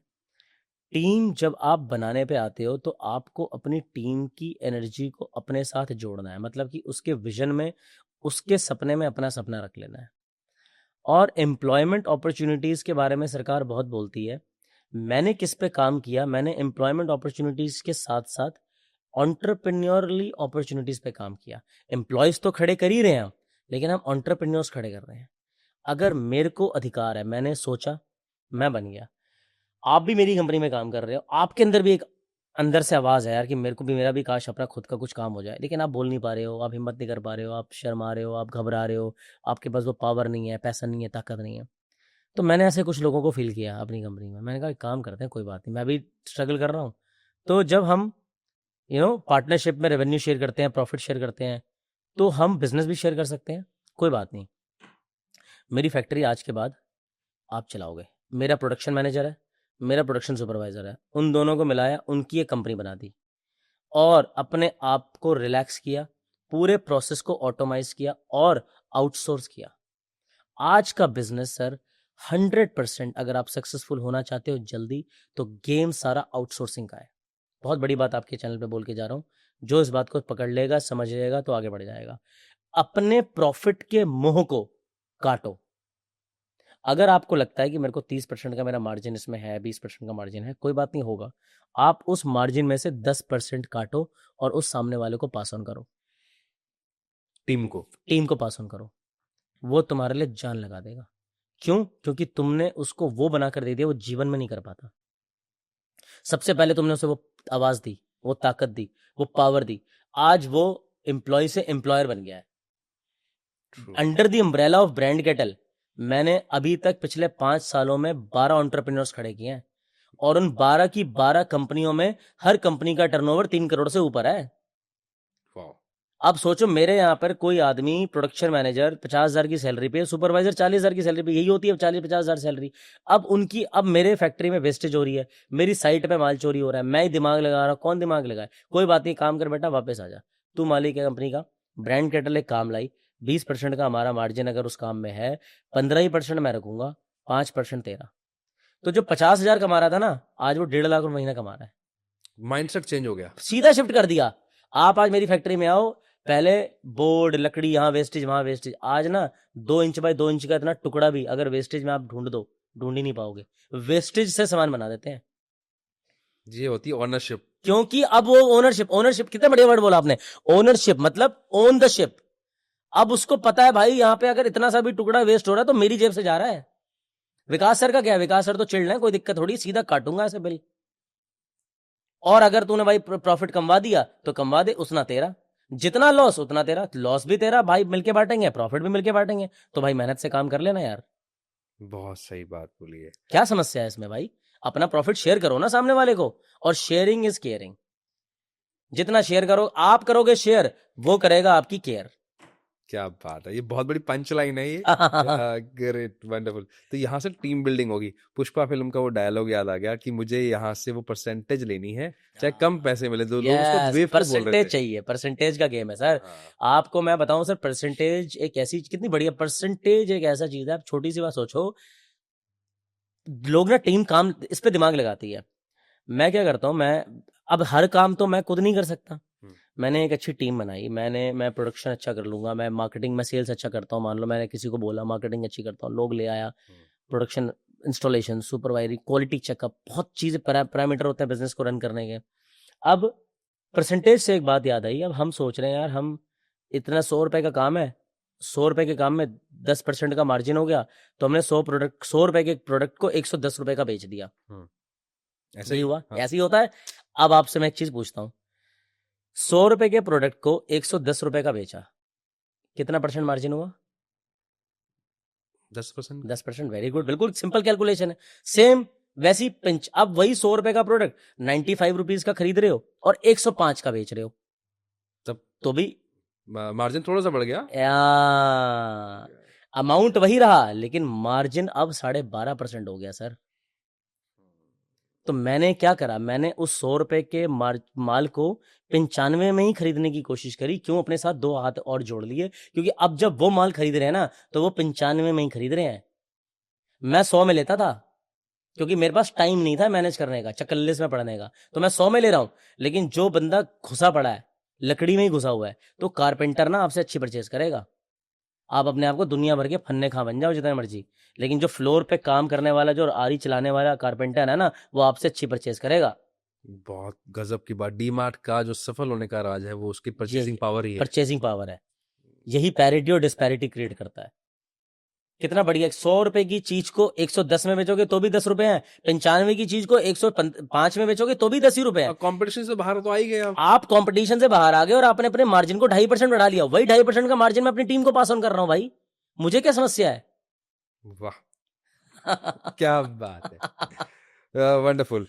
तो इसी वजह से टीम बिल्डिंग भी होगी, क्योंकि आपने उनको एक वो विजन दिखाया कि नाउ आप खाली जॉब नहीं कर रहे, अब आप एक एंटरप्रेन्योर, आप एक एंटरप्रेन्योर, ये आपकी कंपनी है, और इसी वजह से वो रिटेन भी हो गया, वो उसी वजह से कहीं और जाएगा नहीं। बिल्कुल। जैसे मेरी साइड पे काम हो रहा है, एग्जांपल मैं गया, हम्म, अरे यार या क्या यार आसिफ तूने क्या कर दिया है, क्या क्या है ये, एक लड़का और है साकिब, वो काम कर रहे हैं ऊपर हाथ सर कर रहा था सर, रात भर थे तो सही सर, साइड पे नहीं थे। मैंने कहा यार ये अजीब ड्रामा है भाई, एक काम करते हैं, अब सुनो आसिफ इधर आ बेटा, साकिब इधर आ, एएस इंटीरियर प्राइवेट लिमिटेड तुम्हारी कंपनी खोल रहा हूँ, ये प्रोजेक्ट ना तुम करोगे और ब्रांड कैटल के थ्रू तुम ही करोगे, हम तुम्हें एंटरप्रेन्योर बना रहे हैं। पहले प्रोजेक्ट खत्म होता था सर 60 दिन में, ये अब कर रहे हैं 45 दिन में, सेम काम, सेम काम, ज्यादा काम, मुझे नहीं करना कुछ भी भाई, क्योंकि अब वो एएस इंटीरियर के मालिक हैं भाई। ये वो कुछ ना वैसा है जैसे ना हमने जब अपनी बिल्डिंग बनाई थी ना अपने नेटिव प्लेस पे, तो हमने पहले दिहाड़ी पे काम दिया, तो वो काम 4-5 महीने का, फिर हमने दिया ठेके पे, यस, तो जैसे ठेके पे दिया ना वो काम 35-40 दिन में खत्म हो गया। मैंने कहा ये क्या हुआ? पहले वो दिहाड़ी बना रहा था, अब उसका ठेका, उसका कॉन्ट्रैक्ट है वो, हमने उसी को और ज्यादा थोड़ा सा ऑर्गेनाइज कर दिया, क्योंकि उसके अंदर भी एक डिजायर है। अब वो 24-24, 22-22 साल के, 25-25 साल के लड़के हैं और 4-4 करोड़ की टर्नओवर मिल रही है इनको, कर रहे हैं भाई, इनको क्या चाहिए? 30-30, 40-40, 50-50 हजार की नौकरियां कर रहे थे, इधर उधर कर रहे थे भाई, टैलेंट तो था ना। हाँ, उस टैलेंट को देखने की विजन आपके अंदर होनी चाहिए। अब किसी को भी उठा के नहीं बना दोगे आप, ये रिस्क नहीं ले लो। विजन और नियत, हाँ, नियत होनी चाहिए, देखो नियत बड़ी क्लियर होनी चाहिए, वो हमने बनाई, और उतना ही फिर आप पे वो सामने वाला ट्रस्ट करेगा। तो ऐसे टीम बनेगी। आपने जो ये टीम रिटेंशन और टीम बिल्डिंग की बात कर रहा था ना, तो अब ये टीम बिल्डिंग और टीम रिटेंशन वाला पॉइंट यहाँ पे सेटिस्फाई होता है कि आपने 500 लोगों की टीम नहीं खड़ी करनी, आपने 5 लोग खड़े करने हैं, वो हर एक आदमी 5-5 अपने आप बनाएगा। बहुत सुपीरियर बात बोली, शानदार। ठीक है, अच्छा वो पहले वाली लाइन काट देना, यहाँ से वापस लेते हैं। हाँ, तो ये अब ऑडियंस को थोड़ा सा दोबारा क्लियर कर देता हूँ। तो Yes. पहला जो सबसे बड़ा ब्रेक थ्रू था ना कि आपको माइंडसेट कैसे शिफ्ट करना है। अगर आपके अंदर वो कुलबुलाल, आपके अंदर वो हलचल मची हुई है कि आपको कुछ करना है अपना खुद का, तो वो माइंडसेट शिफ्ट करने का द राइट एग्जांपल आपने दिया, अपने सबकॉन्शियस माइंड पे कैसे काम करना है। फिर उसके बाद है कि बिजनेस अगर शुरुआत करनी है तो पहले साल क्या होने वाला है। फिर उसके बाद आता है कि टीम की बात होती है कि टीम को कैसे मैनेज करना है। तो यहाँ तक का सारा प्रॉब्लम सॉल्व हो गया। अब वापस हम जीरो पे चलते हैं। Right. मेरे मन में आ गया कि मुझे बिजनेस करना है। जैसे मैं मेरी बात बताता हूँ, जब मैंने जी। जॉब छोड़ी तो जॉब छोड़ने का तय कर चुका था, बिजनेस क्या करना है ये तय नहीं किया था अभी तक। तो फिर मैं अपने फैमिली बिजनेस के लिए तो देख रहा था, एक और अपॉर्चुनिटी मेरे पास थी, मतलब टोटल 3 अपॉर्चुनिटी मेरे पास थी। तो कैसे बिजनेस को आपने तय किया, या कैसे किसी एक लेमैन को, एक आम व्यक्ति को जो जॉब करता है, कैसे तय करना चाहिए कि कौन सा बिजनेस है, कौन सी कैटेगरी का है, क्या क्या कैसे देखते हैं, उसका फ्रेमवर्क क्या है, उसका पेपर वर्क क्या है? राइट यार, मुझे फ्रेमवर्क वाला जो वर्ड आपने बोला, पहले उसको एक्सप्लेन करता हूँ। क्या होता है, अब ये थोड़ी सी टेक्निकल चीज़ है, अब यहाँ पर आके ना उसको एक स्ट्रैटेजी बनानी है। बट ऑब्वियसली आप कुछ प्रोडक्ट बेच रहे हो या सर्विस बेच रहे हो, यही तो बिजनेस करोगे। तो जिस फ्रेमवर्क को बनाने की आप बात कर रहे हो, वो बिजनेसमैन एंटरप्रेन्योर बैठता है, यार मैं इतने का माल बेचूंगा, इतने का प्रोडक्ट्स बेचूंगा, ये सर्विस बेचूंगा। अब आपको एक गोल्डन एडवाइस देता हूँ, 100 सुनार की 1 लोहार की। यहाँ पे ये जाने वाला है कि वो आप जो भी फ्रेमवर्क बना रहे हो, आपको एक चीज अपने दिमाग में रखनी है। एग्जाम्पल के तौर पे, आप चाहे मोबाइल की चिप के साथ ये मोबाइल का कवर बेच रहे हो, चाहे आप ये माइक बना रहे हो, चाहे आप लाइट बना रहे हो, चाहे कुछ भी काम कर रहे हो, आपने वो प्रोडक्ट नहीं बेचना है, आपने अपनी सर्विस बेचनी है। सर्विस बेचनी है। दोबारा से समझाता हूँ ढंग से, हाँ, थोड़ा उसको डिटेल में समझते हैं। मैं किसी प्रोडक्ट को, एग्जाम्पल के तौर पे मैं इंटीरियर का काम करता हूँ, मैं आपके लिए शोरूम्स बनाता हूँ। एग्जाम्पल, आजकल हमारे ज्वेलर भाई, ज्वेलरी का बिजनेस बूम पर है। 2025 में 7.5 लाख करोड़ का धंधा है, ये इंडस्ट्री है इंडिया में। 2030 तक, अगले 5 साल में ये 11 लाख करोड़ होने वाली है। 11 लाख करोड़। टॉप के 5 प्लेयर हैं, कल्याण, मालाबार, तनिष्क, और 2 प्लेयर समझ लो, एक इंद्रिया आदित्य बिरला का ग्रुप है, भी पीछे से आ रहा है, और एक आध और बड़ा प्लेयर जॉय लुकास पकड़ लेते हैं, और हैं बहुत सारे। ये top 5-7-10 LFR, large format retail jewellers हैं। जो अगले 5 साल ऑर्गेनाइज्ड होता गया, वो बचेगा। जो ऑर्गेनाइज्ड नहीं होगा, वो एक सिरे से, एक समुद्र के एक किनारे पे पड़ा रह जाएगा। मैं नहीं बोल रहा खत्म हो जाएगा, पड़ा रह जाएगा। कैसे? वापस से अब आता हूं आपके वाले टॉपिक पे। अब मैं अगर इस इंडस्ट्री को टैप कर रहा हूं, मैं इंटीरियर का काम कर रहा हूं, मैं ज्वेलर्स को शोरूम बना के देता हूं, तो मैं उनको जो शोरूम बना के दे रहा हूं, उनको जो फर्नीचर दे रहा हूं, इंटीरियर दे रहा हूं, मैं उनको वो तो कोई भी करेगा, बहुत लोग हैं करने वाले, मैं उनको एक एक्सपीरियंस दे रहा हूं, मैं उनको अपनी एक सीमलेस सर्विस दे रहा हूं। सर्विस मेरा काम है, ये सारे चीजें मेरे बाई प्रोडक्ट हैं। एग्जाम्पल के तौर पे आप चश्मा बनाने वाली कंपनी हो या आप जैकेट बनाते हो, कुछ भी बनाते हो, कोई बिजनेस पकड़ लो, टूल बनाते हो, वो जो टूल आप बेच रहे हो ना, उसको आइडियली आप क्या सोच रहे हो कि मेरे इतने टूल बिकेंगे तो मुझे इतना पैसा आएगा, यही बिजनेस है? बिल्कुल नहीं, आपका व्यवहार, आपकी सर्विस जो आप बेच रहे हो, उसके बदले आप ये टूल तो एज अ बाई प्रोडक्ट है। आप ये समझो, आपको सर्विस बेचनी है, आपको अपने क्लाइंट को, वो क्लाइंट जिस समस्या में अटका पड़ा है, उसको उस समस्या से बाहर निकालो, और अगर उसका कोई टारगेट है, उसके टारगेट को पूरा करने में उसकी मदद करो। ये आपकी जो सर्विसेज पार्ट होंगी, मतलब उसका जो आपका वे ऑफ डीलिंग होगा, जो वर्किंग का कल्चर होगा, आप उसे किस तरीके से, पीपल आर रेडी टू पे एक्स्ट्रा। मैं आपको 5 महीने 5 साल के एक्सपीरियंस के ऊपर कहता हूँ, कोई रुपए 100 रुपए की चीज़ है ना, वो आपको 110 भी देने को तैयार है भाई। उसे चक्करलेस नहीं चाहिए, वन स्टॉप सोल्यूशन चाहिए, टेंशन नहीं चाहिए। तो अगर आप उसकी टेंशन को ईट अप कर दो, फॉर एन एग्जाम्पल, मैं उतरा था, सर हम इंटीरियर करते हैं, फैक्ट्री है, फर्नीचर बनाएंगे।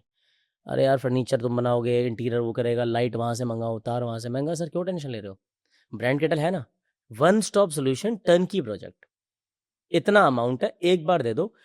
फिर हम डिज़ाइन में घुस गए। यार सर वो आर्किटेक्ट डिज़ाइन देता नहीं है भाई, तुम बनाते नहीं हो, तुम बोलते हो यार लफड़ा नहीं आया, आर्किटेक्ट ही डिज़ाइन नहीं देगा, ड्राइंग, मेरी टीम कह रही है सर ड्राइंग ही नहीं आई, हम कहाँ से काम करेंगे? कोई बात नहीं, तो क्या हुआ, ये प्रॉब्लम आइडेंटिफिकेशन हुई, अब इसके ऊपर सोल्यूशन निकालो, design and build done by brand kettle. Sir one stop solution under one roof, आपको सिर्फ पैसा देना है टाइम पर, डिजाइन से लेकर अप्रूवल से लेकर, ड्राइंग से लेकर अप्रूवल, परमिशन से लेकर, वहां से लेकर रेकी से लेकर, डिसमेंटलिंग से लेकर, सिविल, इंटीरियर, एसी, वर्किंग। अब एसी तो मैं नहीं बनाता, डाइकिन से आता है या कोई ब्रांड से आता है, पर वो पेन हम लेंगे आपके लिए। तो वो सारा का सारा पूरा interior package, one stop solution. अगर आप अपना शोरूम बनाते 2 करोड़ रुपए खर्च होता, मेरे से कराओगे सर 2 करोड़ 10 लाख, 2 करोड़ 20 लाख रुपए खर्च होगा। 20 लाख आप एक्स्ट्रा जरूर दोगे, 10% तो कमाने का मेरा अधिकार भी है, लेकिन मैं आपको उन सारी चक्करलेसबाजी से बचा दूंगा जो आप टेंशन लेने जा रहे हो। तो कहता ठीक है यार, फिर तो 10% तो बनता है, तू भी कमा और मेरी टेंशन बचेगी। मेरे को 70 दिन में जो काम मिल रहा था, तो 45 दिन में कर रहा है, तो मैं अपने 20 दिन धंधा करूंगा, मैं ये 20 लाख रुपए वहीं से कमा लूंगा। तो ये सर्विस का पार्ट, कि आप अपने क्लाइंट की, कस्टमर को, उस प्रॉब्लम को दूर कर रहे हो, तो ऐसे बैठ के फ्रेमवर्क बनाओगे कि मैं उसके काम को कैसे आसान कर रहा हूं, मैं उसके जीवन को कैसे आसान कर रहा हूं। बहुत बढ़िया सिंपल। Simple wonderful. ये ना उन लोगों को बहुत मदद करने वाला है जो अभी बिजनेस शुरू कर रहे हैं।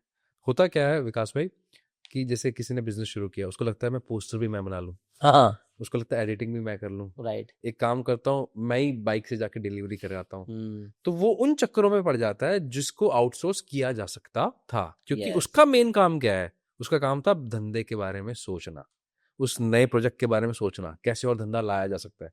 लेकिन उसने कहाँ लगा दिया, उस काम में लगा दिया जिसको वो आउटसोर्स कर सकता था। जी बहुत सही एग्जांपल दिया। और आप उसको एक्सपीरियंस करवा दो तो उसका टाइम बचा तो वो अपना पैसा दे रहा ताकि वो और कमा सके, और आपने वो एक्सपीरियंस करा दिया तो आपका धंधा बढ़ गया। सर आज की डेट में आप और मैं कर क्या, कोई भी आदमी, क्या हमारे पास क्या है, हम क्या लेकर आए हैं? पैसा कोई लेकर नहीं आया, सबके पास सिर्फ टाइम है बॉस। आप अपने टाइम को ही किसी को देते हो और उसके बदले में अपनी औकात के हिसाब से पैसा लेते हो। क्या बात है। Hard and fast time. Actually अपना टाइम ही तो दे रहे हैं, मैं अपना कहीं पर जा रहा हूँ, अपना टाइम ही तो दे रहा हूँ, आप अपना टाइम ही तो दे रहे हो ऑडियंस को। टाइम ही है हर चीज, टाइम ही एसेंस है, और मैं उसका टाइम ही बचा रहा हूँ, तो क्यों नहीं देगा मुझे पैसे एक्स्ट्रा? और मैं उसका टाइम सिर्फ इसलिए नहीं बचा रहा हूँ कि वो 80 दिन में काम करा था, मैं 40 दिन में करके दे रहा हूँ। 40 दिन बचाना तो एक पॉइंट है, लेकिन जो 40 दिन बचा रहा हूँ, उस 40 दिन में वो धंधा करेगा, वो 40 दिन में वो कितने की सेल कर लेगा। जो वो 40 दिन अगर बचा रहता कि अभी मैं खुद कर लूं, ऐसे है तो हमारे पास बहुत ज्वेलर आते हैं, बहुत लोग आते हैं कि यार ये तो हम विकास जी खुद ही कर लेंगे, हम बना लेंगे, 2 पैसे हमारे, तो हम हाथ जोड़ लेते हैं, हम कहते हैं सर आप करोगे ब्रांड केटल, हम आपके साथ खड़े, क्योंकि हमें मालूम है इस बिजनेस का पेन कितना है। आपने आधी चीजें ली, आपने अपना घर का इंटीरियर कराओ, आप बोलो पर्दे वाला आएगा, पर्दा कहीं ठुक जाएगा, एसी वाला आएगा, कहेगा यार भाई साहब ये तो ड्रिलिंग अलग हो रखी है, पीछे से तार हिला दी, वो उस पर इल्जाम लगाएगा, वो उस पर इल्जाम लगाएगा। इलेक्ट्रिकल वाला आएगा, मैंने तो तार डाली थी, इन्होंने मेरी तार ट्रेड कर दी। पेंटर कहेगा सारा इन्होंने तोड़फोड़ कर दिया, मैं टचअप क्यों करूँ? लड़ते रहो, किससे लड़ोगे भाई?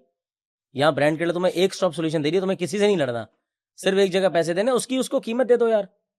तो क्या हो गया कि वो भी खड़ा हो गया, आपका भी टाइम बच गया, दोनों चीज। तो टाइम ही एसेंस है और गेम सारा टाइम का है। तो वन स्टॉप सॉल्यूशन पे आपने बात करी कि Yes. आप एंड टू एंड उसको एक्सपीरियंस करवाओ, उसके सारे पेन को खत्म करोगे तो पैसा एक्स्ट्रा मिलेगा आपको। ये उसके लिए हुआ क्योंकि उसने अपने लेवल के काम को आउटसोर्स किया, राइट? और आपको भी यही करना है। ऐसा नहीं कि अब आप ही घुस जाओ हर चीज में, आप ही पेंट करने लग जाओ, आप ही एसी लगाने लग जाओ, आपको भी आउटसोर्स करना है। गेम आने वाले 5 साल के बाद सर वही धंधे बचेंगे जो अपने बिजनेस को 80% से ज्यादा आउटसोर्सिंग पे ले जाएंगे। ये आप मेरा वक्तव्य नोट कर लेना, सुना लेना 5 साल बाद। आउटसोर्स, जितना आउटसोर्स कर सकते हो आउटसोर्स कर लो। 2 चीजें बस अपने हाथ में रखो, एक सेल और दूसरा परचेज। सेल और परचेज, बस। क्योंकि सेल तो आप ही करोगे ना, मार्केटिंग तो आप ही करोगे। सेल्स एंड मार्केटिंग अपने हाथ में रख लो, क्योंकि भाई आप अपने धंधे को सबसे ज्यादा जानते हो। आप क्या हो, आप अपने आप को बेटर बेच पाओगे, उसके बाद आप सेल्स की टीम खड़ी करते हो। ऑफ कोर्स उसमें भी टीम चाहिए, लेकिन अगर 2 चीजों पे जिसपे तुम्हें कमांड और कंट्रोल करनी है तो वो सेल और वो परचेज। परचेज जो आप माल को कितना सस्ता खरीद सकते हो वो आपको दिमाग लगाना है, और सेल, और जब सेल और परचेज, माल कितना बेचा और कितने में खरीदा, यही तो धंधा। और क्या धंधा है? आपने आइडियली मेन ही चीज, और हम अपने आप को कहां फंसा के रखते हैं सालों, ऑपरेशंस में। अरे यार मेरे बंदे ने क्या करा होगा, डेट इतनी, यार अब माल नहीं गया, वो नहीं गया, जबरदस्ती की कॉले पे लगे हुए हैं। 80% समय अपना ईटन अप कर रहे हैं भाई। सीधा आउटसोर्स उठाया, पैकेज दे दिया, काम नहीं करा बेटा बाहर हो जा, रूथलेस बन जाओ, ब्रूटल ब्रूटल एकदम। काम खराब कर दिया, बाहर, गेट लॉस्ट। बाहर तेरा मेरा रिश्ता प्यार बहुत है, आप ही चाय पी, धंधा नहीं कर पाऊंगा साथ में। खट खट डिसीजन लो, खट खट खट खट खट खट, ये आपको होना पड़ेगा। पैसा दे रहे हो आप उसे ठोक के भाई, तो वो काम क्यों नहीं कर रहा आपके लिए? और अगर काम नहीं कर रहा और आपका कस्टमर हैप्पी नहीं है तो भाई साहब हाथ जोड़ रहे हैं। कस्टमर इज गॉड, याद रखना इस चीज को। कस्टमर ही है सब कुछ, कस्टमर ही भगवान है। कस्टमर को आपको अपने बच्चे की तरह, हल्का सा भी जुकाम होता है, दिल्ली के पोल्यूशन में आजकल हमें हर दूसरे दिन बच्चा बीमारी पड़ रहा है हर किसी का, तो तुरंत डॉक्टर पे जा रहे हो, तो जाते ही हो ना, काम छोड़ के आते हो। अच्छा हाँ, वाइफ को बोलते हो ना, तुम मेरे को यहाँ मिलना जरा, मैं पिकअप करने आता हूँ, लेने आता हूँ। क्यों करने जा रहे हो? क्योंकि तुम्हारा बच्चा है, तुम्हें फिक्र है उस चीज की। उसी तरीके से अपने बिजनेस की फिक्र करो, वो अपने बच्चे की तरह अपने क्लाइंट को रखो। तुम्हारे क्लाइंट के ऊपर तुम्हारे किसी एम्प्लॉय की हिम्मत नहीं होनी चाहिए कि वो उस पर हल्का सा जोर आवाज में बात भी कर ले। अच्छा एक बात बताओ, आप कितने सालों से आप बिजनेस कर रहे हैं? लगभग 5 साल से 5 ऊपर? साल हो 5 साल हो गए। और आपने कितने लोगों को, अभी आपने बताया 12 लोगों को, तो आप 12 लोग कितने खुलवाए? Entrepreneur, right. इतने सारे लोगों के साथ आपने काम किया। अब ना ये क्वेश्चन उन लोगों को हेल्प करने वाला है। समझदार व्यक्ति वही होता है जो दूसरों की गलतियों से सीखे। Yes, very good. तो आप वो गलतियां बताओ कि भाई ये मैंने करी है, मैं भुगता हूं, या मैंने देखा है कि इस व्यक्ति का पोटेंशियल था, उस बेवकूफ़ी ने उसने ये बेवकूफ़ी की और अपना नुकसान कर लिया।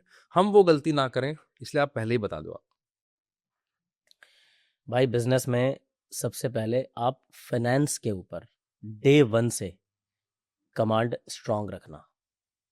ये गलती जनरली क्या होता है, जब एक एंटरप्रेन्योर भाग रहा होता है ना, वो एक रेस में दौड़ रहा है। जैसे जॉब की रैट रेस होती है ना, ऐसी जब आप बिजनेस में आ गए तो आप भी तो आइडियली रेस में दौड़ रहे हो। तो उस रेस में दौड़ते दौड़ते कस्टमर एक्विजिशन कॉस्ट, कस्टमर लाया, बिजनेस किया, उसको माल बेचा, बनाया, production, operation, client servicing, business development, 50 चीज़ों में इंसान इतना उलझ जाता है कि रियल फाइनेंस के ऊपर ध्यान ही नहीं रहता। एक शब्द पकड़ लो, PAT, PAT. PAT, PAT. PAT. इस पैट का मतलब है, पैट बिजनेस कर रहे हो ना, business is equal to PAT. और कुछ मत सोचो, प्रॉफिट, प्रॉफिट वर्ड हटा दो भाई, कुछ प्रॉफिट नहीं होता। हम क्या करते हैं सर, मैंने पहले 2 साल कैसे धंधा किया कि भाई 100 रुपए का माल बना रहा हूं, 120 का बेच रहा हूं, 20 रुपए मेरा प्रॉफिट है भाई। अच्छा चलो, पहले साल तो फैक्ट्री नहीं थी, चल गई गाड़ी। दूसरे साल हमने फैक्ट्री लगा ली, केपेक्स की इन्वेस्टमेंट होगी क्योंकि लोन ले लिया, बिजनेस हो चुका था, ब्रांड बिल्डिंग थोड़ी बहुत हो चुकी थी, टर्नओवर हो चुकी थी, बैलेंस शीट थी, बैंक ने हमको लोन दे दिया 2 करोड़ का। हमने उस 2 करोड़ में 50 लाख पिछले साल से जो कमाए थे, 2.5 करोड़ पे और लगा के फैक्ट्री लगा दी। अच्छा ठीक है भाई। अब पहले 2 साल तक तो हमें ये लग रहा था कि 20% का मार्जिन है भाई, 1 करोड़ का काम कर रहा हूँ, 1 करोड़ 20 लाख में बेच रहा हूँ, 20 लाख का प्रॉफिट कमा रहा हूँ, क्या समस्या है? अब देखो आंखें कहाँ खुलती हैं। अब आपको मैं धंधा सिखाता हूँ असली क्या होता है। मैंने बोला ना कि शुरुआत करने की बहुत कुछ नहीं, आगे तैयार है बेटा। सर क्या होता है, एक होता है COGS, COGS, cost of good sold, okay, जो ठीक है, सामान बेचा उसकी कॉस्ट। उसकी कॉस्ट। ओके, मतलब मैं ये माइक बना रहा हूँ, इस माइक को बनाने में मेरा कितना खर्चा आया, ठीक है, मैं 100 रुपए में इसको बेच रहा हूँ वो नहीं, इसकी लागत कितनी है, लागत समझ लो। तो इसको बनाने में मेरा खर्चा आया मान लो 80 रुपए। ठीक है, अब इसके ऊपर मैं ओवरहेड जोड़ूंगा, मैं प्रॉफिटेबिलिटी जोड़ूंगा, तब जाके हम इसमें से खर्चे माइनस करके पहुंचते हैं हम जीपी पे, ग्रॉस ग्रॉस प्रॉफिट। प्रॉफिट पे। ओके, जब आप इसको जितने में बेच देते हो अपना मार्जिन इसमें ऐड करके, आपने 100 एग्जाम्पल के तौर पे आपको लगता है कि मेरा 20% का मार्जिन है, तो आपको लगता है आपका 20% का जीपी है। अब आपकी मैं आंखें खोलता हूं, आपको लगा कि मेरा 20% का जीपी है, उस जीपी के बाद आता है एबिटा, ऑपरेटिंग प्रॉफिट। जितने पे आप ऑपरेट कर रहे हो, सारे एम्प्लॉयज लगे हैं, काम है, टीम है, तुम खुद भी लग रहे हो, अपनी सैलरी भी जोड़ो ना भाई, हर किसी का खर्चा है। जब तुम ऑपरेटिंग प्रॉफिट पे आते हो तो उसको बोलते हैं EBITDA, earning before income, tax, depreciation and amortisation, EBITDA. तो पीबीटी में से जो आपने पहले निकाला जीपी, अगर 20% का जीपी है तो आपका एबिटा निकल के आएगा मुश्किल से 12-11% के आसपास, कैलकुलेशन होती है वो। 8-9% चला गया आपके ऑपरेशनल कॉस्ट में। ऑपरेटिंग प्रॉफिट कट गया, वहीं पर आपको वो दिख जाएगा जब आप पेपर पे आओगे तो। अब 11% के एबिटा पे आप काम कर रहे हो, अब लगेगा यहां तक तो प्रॉफिट है, नहीं, ये क्या है, अर्निंग बिफोर इंटरेस्ट टैक्स। अब इसमें टैक्सेशन वैक्सेशन डलेगी, मतलब फिर आप जुड़ के आते हो पीबीटी पे, जो एक निकल के आता है पीबीटी। जब आप पहुंचते हो तो बन जाता है ये 8%, पीबीटी मतलब प्रॉफिट बिफोर टैक्स। ठीक है, अब प्रॉफिट बिफोर टैक्स, अब जब पीबीटी में आप टैक्स पे करते हो सरकार को भाई साहब 30% 25% के स्लैब में जिसमें आप हो, मतलब जो बिजनेस पे कर रहा है, तो ये टैक्स पे करने के बाद आप आ जाते हो 4% पे। तो जिस बिजनेस प्रॉफिट को आप 20% का माने बैठे थे, वो आइडियली में 4% है सर। जो पैट बचता है, प्रॉफिट आफ्टर टैक्स, शुद्ध मुनाफा, यही है आपका निचोड़। ये मुझे समझ में आया 3 साल बाद भाई धंधे के। 3 साल बाद। हाँ भाई, क्योंकि जब मेरे को जरूरत पड़ी, मेरा बिजनेस चल रहा है, इधर से पैसा आ रहा है उधर जा रहा है, महीने की सैलरी जा रही है, अब मैं थोड़ा सा कैश क्रंच में आ रहा हूं, पैसा बच क्यों नहीं रहा, तो हम निकल गए फंडिंग पे। अब हम प्लान कर रहे हैं यार, हम बड़ा विजन लाएंगे, हम एनहांस करेंगे फैक्ट्री को, मशीन लाएंगे, और फंडिंग चाहिए, डेट हो गया, मतलब जितना ले सकते थे। अब इक्विटी फंडिंग पे गए, इन्वेस्टर मेरे से सवाल पूछ रहा है कितना ऑपरेटिंग प्रॉफिट है बेटा। मैंने कहा सर ये क्या होता है। अच्छा एबिटा कितना है, पैट कितना है, पैट क्या होता है सर, पीबीटी कितना है, अरे ये तो कुछ पता ही नहीं है भाई। अरे गौरव भाई वापस आओ, पढ़ाई करते हैं थोड़ी सी। आए बैठे, देखा भाई साहब, आंखें खुल गई, यार धंधा तो हम करिए, हम तो धंधा ही कर रहे हैं। मतलब आप काम क्या कर रहे हो, आप सोचो, एम्प्लॉय आपसे सैलरी लेके जा रहा है, जिस वेंडर को आप काम दे रहे हो वो अपनी पेमेंट लेके जा रहा है, क्लाइंट आपसे माल लेके जा रहा है, जो मार्केट का वो है वो आपसे अपने पैसे लेके जा रहा है, और बैंक आपसे ब्याज लेके जा रहा है। मैं क्या कर रहा हूं, आपसे इनका धागे मैं इन सबको दे रहा हूं, मैं अपने लिए कुछ नहीं कर रहा। तो भाई ये है सबसे बड़ी गलती, बिजनेस कम कर लो, भाग दौड़ के चक्कर में ये एक्सपेंशन फलाना डिगाना में कम कर लो, बेशक से वो चल जाएगा, पर सस्टेनेबल बिजनेस करो, प्रॉफिट तुम्हें दिखना चाहिए। हम पे तो कृपा थी प्रभु महादेव की, दोनों हाथों से आशीर्वाद था मेरे ऊपर, मैं निकल गया भाई, बच गया। अटेम्प्ट्स आ जाते हैं, इतना इतना विशियस सर्कल में फंस जाओगे। जब बैंकों का लोन होगा, हर महीने 20-20 25-25 लाख की ईएमआई जा रही है, 20 लाख रुपए की सैलरी जा रही है, 50 लाख रुपए का फिक्स्ड एक्सपेंस सर पे खड़ा होगा, धंधा तुम्हें दिख नहीं रहा, समझ नहीं आ रहा क्या करोगे, कौन पैसा दे देगा भाई। प्रभु की कृपा ही है जो हमें बचा ले गई। लेकिन भाई साहब सब पे कृपा बनी रहे अच्छी बात है, बट बेटर है कि आप अपने धंधे को अपने तरीके से अपनी आंखों से समझो, और क्लाइंटों को मना करना सीखो, काम कोई दिक्कत नहीं है, हम कुछ धंधा ऐसे पकड़ लेते हैं। दूसरा मैं ये बताना चाहूंगा विकास भाई कि कभी कभी बिजनेस करते हैं कि जल्दीबाजी में ना हमसे क्या गलती हो जाती है, हम लोग जो काम हमारे बिजनेस के लिए ठीक नहीं भी है वो भी हम ले लेते हैं अंडर द प्रेशर। यार काम नहीं है, ले ले, लो प्रॉफिटेबिलिटी का मार्जिन है, कोई बात नहीं, ले ले, ब्रांड बनाने के लिए ले ले, क्लाइंट बनाने के लिए ले ले। अगर आप किसी पर्पस से ले रहे हो और फिर आपके back of the mind clear होना चाहिए कि भाई मैं ये प्रोजेक्ट लॉस में कर रहा हूँ, तब तो ठीक है, फिर तो आप इसको कस्टमर एक्विजिशन कॉस्ट कह सकते हो, कैक है। लेकिन कभी कभी आगे जाके आपका कैक फट जाता है, मतलब आपका कस्टमर एक्विजिशन कॉस्ट इतनी ओवरबोर्डिंग हो गई कि आपके बिजनेस पे इम्पैक्ट डाल रहा है। तो भाई मेरे को लगता है कि फिर ऐसे बिजनेस को लेने के बाद ना फिर आप क्वालिटी में कॉम्प्रोमाइज करते हो, काम खराब होता है, एक्सपीरियंस खराब होता है। हमसे भी हुई ऐसी गलतियां, मैं वही चीज समझा रहा हूँ। तो काम खराब करने से अच्छा है काम मत करो। क्योंकि ब्रांड वैल्यू खराब हो जाती है। बिल्कुल ठीक है। एक बड़ी स्ट्रांग है, काम खराब करने से अच्छा है काम मत करो। या मैं उसको ऐसे बोलूंगा, काम बेहतरीन ना करने से बेहतर है काम मत करो। क्योंकि आज रेस ना खराब और अच्छे की नहीं है, काम बेहतरीन ही चाहिए, ट्रू। स्वाद अमेजिंग ही चाहिए। आप ये समझ के देख लो कि मैं और आप अगर एक शादी की पार्टी में बैठे हैं साथ में कहीं पर भी, और अगर वो वेटर लेकर आया मेरे बताए बिना, मतलब मैं आपको बताऊंगा भी नहीं, मुंह से कुछ नहीं बोलूंगा, लेकिन अगर मैंने उसका एक चम्मच उठाया और खाया और मैंने बोला "हाँ", तो आप समझ जाओगे स्वादिष्ट खाना है। लेकिन अगर खाते ही मैंने आप समझ जाओगे यार कुछ गलत खा लिया। मैंने कुछ बोला नहीं है, सिर्फ मेरे फेशियल एक्सप्रेशन से आप समझ जाओगे कि यार अच्छा है या खराब है। तो बिजनेस भी यही है, अगर उसको खराब एक्सपीरियंस दे दिया, मतलब उसको अगर बेहतरीन एक्सपीरियंस नहीं दिया, तो वो खराब में ही कंसिडर होगा। टोटली ट्रू, बिल्कुल सही बात कर रहे हो। ये अक्सर गलतियां करते हैं तो लोग। बेहतरीन ही देना है, और बेहतरीन देने के लिए कीमत लगती है। वो कीमत मांगो ठोक के, कोई समस्या नहीं है, पर बेहतरीन दो भाई। बाद में ना वो ये नहीं बोलेगा, और आप भी नहीं बोल पाओगे सर आपने बेहतरीन कीमत ही नहीं दी तो मैं बेहतरीन सर्विस कैसे दूं। भाई तूने बेहतरीन नहीं दी, क्योंकि 2 साल के बाद जब आपके रिकमेंडेशन किसी ब्रांड पे जाएगा, कोई ये नहीं बोलता कि मेरा काम इसने इतने में किया था तो ऐसा था। यार मेरा काम इसने अच्छा किया या खराब किया, पैसा कोई याद नहीं रखता सर, सर्विस याद रखती है। एक्सपीरियंस, फील क्या करवाया आप। क्या फील करवाया, सर्विस। सर्विस। तो इसलिए आप अपनी सर्विस बेचते हो, प्रोडक्ट तो बाई प्रोडक्ट बिकता है। Wow, wonderful, that's great. अब यहाँ पे ना मुझे उस जर्नी में वापस जाना है, क्योंकि आप जॉब से बिजनेस में आए, जी कैपिटल आपके पास भी नहीं थी, तो इसमें 2 कंसेक्यूटिव सवाल आएंगे। तो पहला सवाल ये कि जो पहला हिच होता है ना, जैसे सबको पहली मोहब्बत याद रहती है, पहली गाड़ी याद रहती है, राइट। हर चीज पहली याद रहती है, तो ऑब्वियसली आपको भी पहला क्लाइंट याद होगा। तो वो क्या था, कैसे आपने क्रैक किया? क्योंकि वो एक, जैसे आपका जिस तरह का काम, आप ब्रांड्स के साथ काम करते हैं, तो पहले दिन तो ब्रांड नहीं मिला होगा, तो कैसे उस जो हिच थी वो, उसको कैसे ब्रेक किया? इसमें 2 चीजें हैं, पहला क्लाइंट और पहला बड़ा क्लाइंट। पहला क्लाइंट। और पहला बड़ा क्लाइंट, जरूरी नहीं है कि आपका पहला क्लाइंट ही बड़ा क्लाइंट हो, या जरूरी नहीं है कि जो बड़ा आने वाला है वो पहले ही आपको मिल जाए, ये भी जरूरी नहीं है। तो आपको 2 चीजों का वेट करना है। कुदरत आपको 3 साल में एक जैकपॉट देगी, ये बिजनेस का थंब रूल मैं आपको बता देता हूं। एवरी 36 मंथ्स में ना एक जैकपॉट आएगा, वो जैकपॉट आपको पहचान लेना है बस।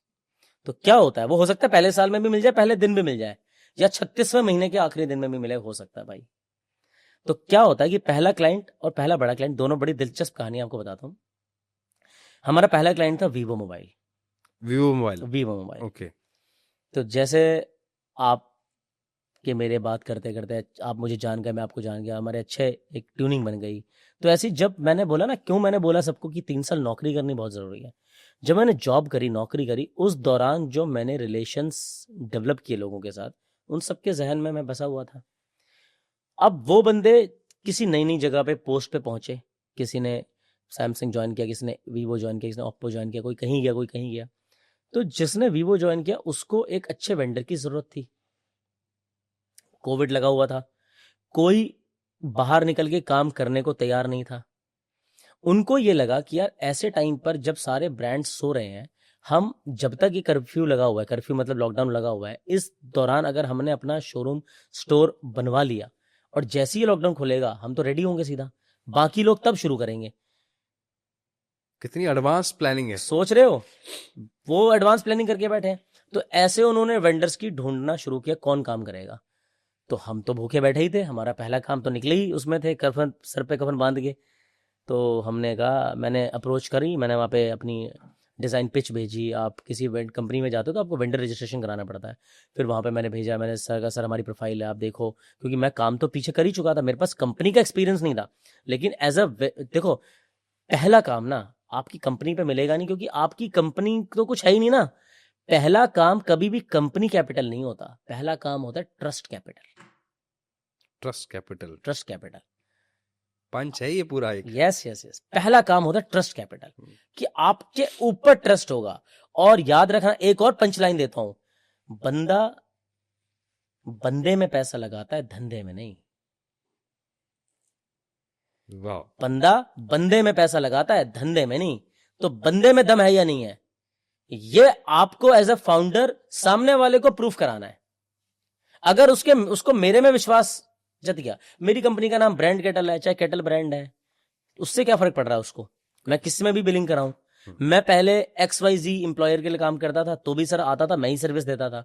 आज मैंने अपना शुरू किया है, आप ही बोलोगे पहले प्रोफाइल दिखाओ, ये दिखाओ, तो सर मेरे को कैसे चांस मिलेगा। आपने मेरी सर्विसेज तो देखी, ऑनेस्टी के साथ बताओ। उसको भी अभी ऑनेस्टी चाहिए, ट्रांसपेरेंसी चाहिए। हाँ विकास, मैं जानता हूं तू कर लेगा। मैंने कहा सर बिल्कुल कर लूंगा। पहला चांस आपको ऐसे मिलता है। और वो बड़ा प्रोजेक्ट नहीं था, छोटा प्रोजेक्ट था, 20 लाख रुपए का, बट हमारे लिए उस दिन बहुत बड़ा दिन था वो। और 20 लाख रुपए के प्रोजेक्ट में 50% हमें एडवांस मिला था, क्योंकि मेरे पास काम करने को भी पैसा नहीं था। तो सर पैसा तो दो काम करने के लिए, तो कस्टमर के पैसे से ही आपको मिला एडवांस। और 50% एडवांस मतलब 10 लाख रुपए एडवांस मिला। वो 10 लाख रुपए advance acted as a seed funding for me. और वहीं से सारा चक्का घूमा। जॉब के दौरान जो मैंने रिलेशन बनाए थे लोगों के साथ, जिन्होंने मेरे लिए उस साइट पे जाके काम किया, उन्होंने शुरू में एक पैसा नहीं मांगा मेरे से। सर काम कर रहे हैं आपका, आप बहुत खुशी है, आपने अपनी हिम्मत करके शुरू किया, अब मैं आपके लिए काम कर रहा हूं, मैं अपनी टीम भेज रहा हूं, ये है आप काम कराओ, पैसा दे देंगे। तो उसने मेरा वहां सपोर्ट किया। कैपिटल जो लगानी है, जो सामान बेचना, उसमें थोड़ा बहुत पैसा जो लगा वो क्लाइंट ने ही दे दिया। तो भाई अपनी जेब से तो कुछ नहीं किया। यही है धंधा, जीरो से ही तो शुरू करना, यही तो बिजनेस है भाई। अपने तो नहीं 1 रुपया लगाया।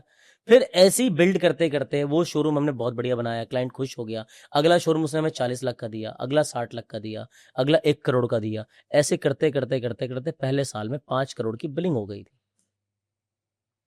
वंडरफुल। अब 10% का मार्जिन कमा के पैट नहीं, क्या समझाया, जो मैं सोच रहा था कि ये 50 लाख रुपए मेरा प्रॉफिट है, प्रॉफिट नहीं था भाई, वो तो 4% था। कमाया होगा शायद हमने उसमें 10 ही लाख रुपए, लेकिन 5 करोड़ का धंधा करने के बाद जो 50 लाख कमाए, फिर 2 करोड़ रुपए आपको आपके बैलेंस शीट में दिखता है वो प्रॉफिट, फिर 2 करोड़ रुपए बैंक ने आपको डेट दिया, फिर आप 2.5-3 करोड़ की अच्छी सी फंडिंग फैक्ट्री लगा सकते हो। पहला साल सर्वाइवल स्टेज, याद आ गया आपको, बताया था मैंने। बिल्कुल। तो सर्वाइव कर जाओगे तो आगे आपको रास्ते दिखते जाएंगे, पर पहले विकेट पे टिके रहो। लेकिन आपने बात छेड़ी है तो वो भी बता ही दो कि पहला क्लाइंट और पहला बड़ा क्लाइंट। वैसे वेरी गुड। तो ये होगी पहले क्लाइंट की बात। अब पहला बड़ा क्लाइंट की बात बताता हूँ। ये स्टोरी और दिलचस्प है। तो हम लोगों ने पहले साल यही, पहले वीवो किया, वीवो के बाद वीवो को देख के ओप्पो आ गया, ओप्पो देख के वन प्लस आ गया, वन प्लस देख के MI, रेडमी, ये सब आ गए। और हमने रियलमी पहले साल में 4-5 करोड़ की टर्नओवर कर ली।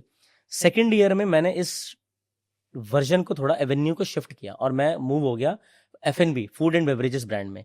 पिज्जा हट, KFC, वांगो, डोमिनोज, कोस्टा कॉफी, जितने ब्रांड आप कहीं गए, कभी आप अगर इनके शॉप में पिज्जा खाने किसी भी दिल्ली के कोने में गए हो, तो ब्रांड केटल द्वारा बनाया गया स्टोर है वो। आप ये समझ लो, हमने इतना काम किया। फिर ये काम करने के बाद हमें अपॉर्चुनिटी मिली अपैरल सेगमेंट में घुसने की। प्यूमा, नाइकी, कोलंबिया, जितने ब्रांड्स हैं, आप मॉल्स में जाते हैं जो कपड़े आप खरीदते हो, तो हमने ये काम किया। रिलायंस। फिर अपॉर्चुनिटी मिली हमें ज्वेलरी सेटअप में घुसने की। Jewellery was emerging that time, to a couple of years back, 2-3 years back, and jewelry was the game, and jewelry is going to be a big time employment generator also, entrepreneur generator also, and taxes for the source of government also, because ये इतना ज़्यादा boom करने वाला है। मैंने आपको बताया 7.5 लाख करोड़ की इंडस्ट्री है, 11 लाख करोड़ की बनने वाली है। तो डेटा पॉइंट्स कुछ मेरे पास है, मैंने उस पर काम करना शुरू किया। बट ज्वेलर्स के साथ क्या समस्या है कि ना, उनको, वो गोल्ड बेचते हैं ना भाई, तो उनको फर्नीचर भी ना गोल्ड ही चाहिए, क्योंकि उनकी आंखें सोना, चांदी, हीरा यही देख देख के बड़ी हुई हैं। तो उनको अपना फर्नीचर शोरूम, आप गए हो ना, आपने फील किया होगा, आप किसी कपड़े के शोरूम में जाओ, किसी नॉर्मल शोरूम में जाओ, और ज्वेलरी के शोरूम में जाओ, तो ज्वेलरी का शोरूम तो ज्वेलरी होता है, अपने आप में शोरूम ज्वेलरी होता है भाई। तो मैंने ये सोचा, मैंने कहा यार, मैं मिठाई की दुकान बना रहा हूँ, मैं कपड़े की दुकान बना रहा हूँ, मैं सब बना रहा हूँ, तो जब इतना अच्छा ज्वेलरी का शोरूम है तो वाला यही बनाते हैं ना, हाई एंड लग्जरी पे बात करते हैं, ये तो जो चल रहा है वो चलाएंगे, बनाएंगे, वो भी बनाते हैं। उसमें मैंने अटैक मारा, फोकस किया, इंडिया के टॉप 4-5 ज्वेलर उठाए, तनिष्क, ये वो सब जगह अपनी प्रोफाइल भेज दी और कोशिश कर लिया सब जगह, लिंक्डइन विंक्डइन, रॉ ऑर्गेनिक, कोई सेल्स टीम नहीं है, कुछ नहीं, खुद कर रहा हूँ, अपने आप देखा, काम करते करते पहुंच गए। 5 जगह में से एक ब्रांड, मालाबार, कल्याण, तनिष्क, ब्लू स्टोन और एक और ब्रांड था कोई, बैंगलोर में हेडक्वार्टर था उसका, इन 5 को मैंने मेल कर दी थी अपनी प्रोफाइल, ऑनलाइन सब ढूंढ ढांड के करके। मालाबार गोल्डन डायमंड से मुझे चिट्ठी आ गई, चिट्ठी का जवाब आ गया, लकीली आ गया कि भाई we are interested in your profile, we want to know that how you have built it and what level of things you can achieve for us. अच्छा, ये तो ना एक एंटरप्रेन्योर की जुझारूपन की बात और बताता हूँ, ये तो सिर्फ बैठे बैठे हमने कंप्यूटर पे काम किया, मैं इसके अलावा ऑन ग्राउंड भी जाता था। कोविड लगा हुआ था, लॉकडाउन में आपको याद होगा ऑड इवन चलता था, एक दुकान खुली है तो सामने वाली बंद है, अगली खुली है तो उसकी वो वाली बंद है, ऐसे चलता था। मैं गाजियाबाद गया हुआ था किसी काम से, गाजियाबाद आते आते ना वहाँ पे और अम्बेडकर नगर मार्केट है सर्कल में, मैं उस मार्केट में घुस गया, तो मेरे को था कि यार मैं ना किसी तरीके से के ये तनिष्क का और ये कल्याण ज्वेलर्स का इनका नंबर लेके आऊं, मुझे पता चला वहाँ पे नया शोरूम खोला है कोई। उस दिन ऑड इवन वाले में ना तनिष्क की दुकान बंद थी, तो उसकी जगह पे सामने मालाबार की दुकान खुली हुई थी, तो मैं मालाबार में घुस गया ऐसी रॉ, सर हम लोग इंटीरियर का काम करते हैं, और वो केरलाइट पीपल, सारा स्टाफ भी केरलाइट है ना, वो समझ पा रहा है, तो मैं जैसे टूटी फूटी हिंदी में बेचारा बोल रहा है, मैंने उसे बोला सर हम लोग we are doing working for interior brands, we have a factory, we can make all these interior showrooms, luxury showroom for you. वो बोल रहा है sir we are importing everything from Singapore, we are not doing anything here. मुझे लगा ठीक है यार, अब पर मैं आया हूँ तो मैं तो अपनी पिच करूंगा, सेल्समैन को अपनी पिच हमेशा तैयार रखनी चाहिए। कोई बात नहीं sir, this is my card, ये आप मेरा सर कार्ड पकड़ो और please give it to somebody, जो प्रोजेक्ट टीम में आपके बता देना। उसने ले लिया कार्ड, उसने वो कार्ड कहीं पे फ्लोट कर दिया होगा, क्योंकि भाई जनरली ना साउथ इंडियंस बड़े इंटेलिजेंट और प्रोफेशनल और ऑनेस्ट होते हैं। उसने मेरे से बोला, उसने बड़ा जाके इनोसेंस में अपनी कंपनी में प्रोफाइल मेरा भेज दिया था, मेरे कार्ड को डाल दिया था। शायद वही कार्ड देख के मेरे को, मैंने 5 जगहों पे प्रोफाइल डाली तो मुझे मालाबार से ही प्रोफाइल आया, तो मैंने ये लिंक किया इससे कि अगर मैं सिर्फ मेल डाल के छोड़ देता तो शायद ना आता, क्योंकि मैं उस स्टोर में चला गया, मैं अपना कार्ड छोड़कर आया था, तो वो कार्ड से शायद वो पहुंचा होगा हेडक्वार्टर, उन्होंने अप्रोच किया होगा, क्योंकि उनको भी उस टाइम पे जरूरत थी। वो लोग सिंगापुर से सारा फर्नीचर लेते थे, लेकिन कोविड लगा हुआ था, उनका शिपमेंट अटक गया और 4-5 महीने बाद उनको मिली कि भाई डिलीवरी। अब वो इंडिया में एक वेंडर ढूंढ रहे हैं इसी टाइम पर, तो बस जहां साथ वहां, जहां चाह वहां रहा, पहुंच गए हम। तो मेरे को इनवाइट आया, वहां पे बुलाया उन्होंने कि आपको हमारे हेडक्वार्टर आना पड़ेगा, ऐसा ऐसा है, आप केरला में बहुत खूबसूरत सा मालाबार हिल्स में बहुत ब्यूटीफुल उन्होंने हेडक्वार्टर बना रखा है, आपको हमारी ऑपरेशंस टीम से मिलना है, अपनी प्रोजेक्ट टीम से मिलना है, और सीनियर प्रोजेक्ट हमारे डायरेक्टर हैं उनसे मिलना है। अगर मौका मिला तो, हमारे चेयरमैन जनरली नहीं मिलते किसी से, but he is very low की प्रोफाइल पर्सन, अगर टाइम मिलेगा तो होंगे, नहीं तो मैंने कहा ठीक है, मैं तो जा ही नहीं रहा, मतलब एक तरीके से मेरा ऑडिशन हो रहा है, मेरा ऑडिशन हो रहा है। मैं और मेरे को फाउंडर गौरव को मैंने बोला चल भाई पहुंच, इसी बहाने चल केरला ही घुमाएंगे, हमें इनवाइट आया भाई, हम गए। बड़ी थोरली प्रोफेशनल कंपनी, एकदम तरीके से बैठाया उन्होंने, हमें खाना वाना खिलाया, लंच कराया, फिर ऊपर ले गए, और it's a very beautiful headquarter, they are very beautiful designed it, पूरा पहाड़ को काट के पहाड़ में ही ऑफिस बना रखा है, पूरा बिल्डिंग इतना ब्यूटीफुल है, मतलब लगेगा यार you are in a different country all together, Australia वगैरह सब कॉन्टिनेंट में वहाँ, and it's so amazing, greenery, lush green everywhere. तो कुदरत, अब बाई चांस की बात है, मैं कहता हूँ ना, आप प्रोफेशन या तो बाई चांस चूज करते हो या बाई चॉइस चूज करते हो, तो कोई चीज़, कोई घटना आपके साथ बाई चॉइस हो जाती है, कोई बाई चांस होती है। उसी दिन वो प्रमोटर जो ऑनर हैं उनके, वो आए हुए थे, MP अहमद सर जो चेयरमैन है मालाबार के, और हमारी मीटिंग खत्म हुई, उनका कैबिन है सेकंड फ्लोर पे, सेकंड या थर्ड फ्लोर पे है, हम ग्राउंड फ्लोर से थर्ड फ्लोर पे जा रहे थे, तो लिफ्ट में सर कितना टाइम लगेगा, मुश्किल से कुछ चंद सेकंड्स, मैक्सिमम 10 सेकंड। तो मेरे को सर पहला बड़ा क्लाइंट मेरे पहले 10 सेकंड्स की एलिवेटर पिच में मिला, सुनना चाहेंगे वो एलिवेटर पिच, एलिवेटर पिच में मिला सर। और मैंने आपको जो भी कुछ देर पहले जो बात बोली, सोचो क्या सवाल था, इतना हम्बल आदमी, मतलब मैं कह रहा हूँ सर, इतने डाउन टू अर्थ, ही केम इन, मतलब लुंगी है, वाइट नॉर्मल शर्ट, एक नॉट्स का पेन, इतने डिसेंट, जितना बड़ा आदमी उतनी लो की, इतने हम्बल, एंड हिंदी में तो बात नहीं भाई, इंग्लिश में उन्होंने भी, वो भी, और उनके साथ जो मेरे को जो ले गए, जिन्होंने मेरे को इनवाइट किया था वो भी थे, तो उन्होंने ऐसे मिलवाया कि today we have our meeting for the furniture part because our furniture got stuck. So they have come from all the way from Delhi. They have approached us and we have almost finalized them, but we need to send them the proto. So इतनी बात उसका आदमी उन्हीं को समझा रहा है, मैं तब तक सुन रहा हूँ बस, और वो मल्लू में बोल रहा है, केरलाइट में बोल रहा है ऐसा ऐसा। तो मैं समझ पा रहा हूँ कि हाँ यार ये ऐसे ऐसे आपस, क्योंकि वो लोग जनरली ना बात आपस में अपनी भाषा में ही करते हैं, तो कर रहे थे। तो मुझे एमपी अहमद सर ने सिर्फ एक चीज़ बोली, Vikas very good, well done gentleman, you are young, I wish you all the best, only one thing I would like to tell you. अब तक लिफ्ट आ चुकी थी ऊपर और हम लिफ्ट से बाहर निकले, इधर प्रोजेक्ट टीम का था जहां वो मुझे ले जाते, और इधर सर का कैबिन था एमपी अहमद का, वो उनको अपने में जाना था। जाते जाते बस उन्होंने मुझे एक बात बोली, we sell gold, so our furniture should glitter like gold, just one line. We generally don't believe, we have tried, burnt our hands in past giving work to Indian vendors, they could not replicate it. I don't want to do anything extra, just copy the things which I'm getting from Singapore and take the order from me. No hanky panky stuff, you don't have to give anything to my any person, just remember one line, we sell gold, my furniture should glitter like gold. Can you do that, Vikas? मैंने कहा sir absolutely yes, of course, why not, that's what we have been doing from last 5 years। ऐसे करके जो बोला और उसका confidence, उन्होंने बोला okay I mean give it to, बस इतना कहना काफ़ी था। उन्होंने हमें चांस दिया, ड्राइंग्स दी, सारी अप्रूवल दिए। एक हफ्ता मैं और गौरव हमने जान लगा दी काम करने में। उन्होंने हमें 15-20 दिन दिए थे, प्रोटोटाइप बनाना था, सैंपल अप्रूव, हमने 7 दिन में सैंपल कॉपी कर दिया। उनकी टीम केरला से आई हमारी फैक्ट्री, एक सैंपल उनका सिंगापुर से बड़ा था, एक सैंपल यहाँ से बड़ा था, वो खुद ही नहीं पहचान पाए कौन सा है। वाह। उसी दिन उन्होंने हमें 1 साल का ऑर्डर दिया, 12 स्टोर एक साथ, हर महीने 1 स्टोर। उस साल हमने उसके अलावा कोई काम ही नहीं किया। 12 स्टोर एक साथ, और 1 स्टोर 1 करोड़ का होता था। मेरे सेकंड ईयर की टर्नओवर ही 12 करोड़ थी, 10 करोड़ थी, जिसमें से 12 करोड़ थी, जिसमें से 11 करोड़ मालाबार था। तो पहला ऑर्डर और पहला बिग ऑर्डर। तो इसलिए क्या होता है कि अब हर किसी का एक्सपेंशन हर टाइम पे तो होता नहीं है, लेकिन जब आंधी चल रही है ना भाई, तुम प्रिपेयर्ड रहो, तुम प्रिपेयर्ड रहो।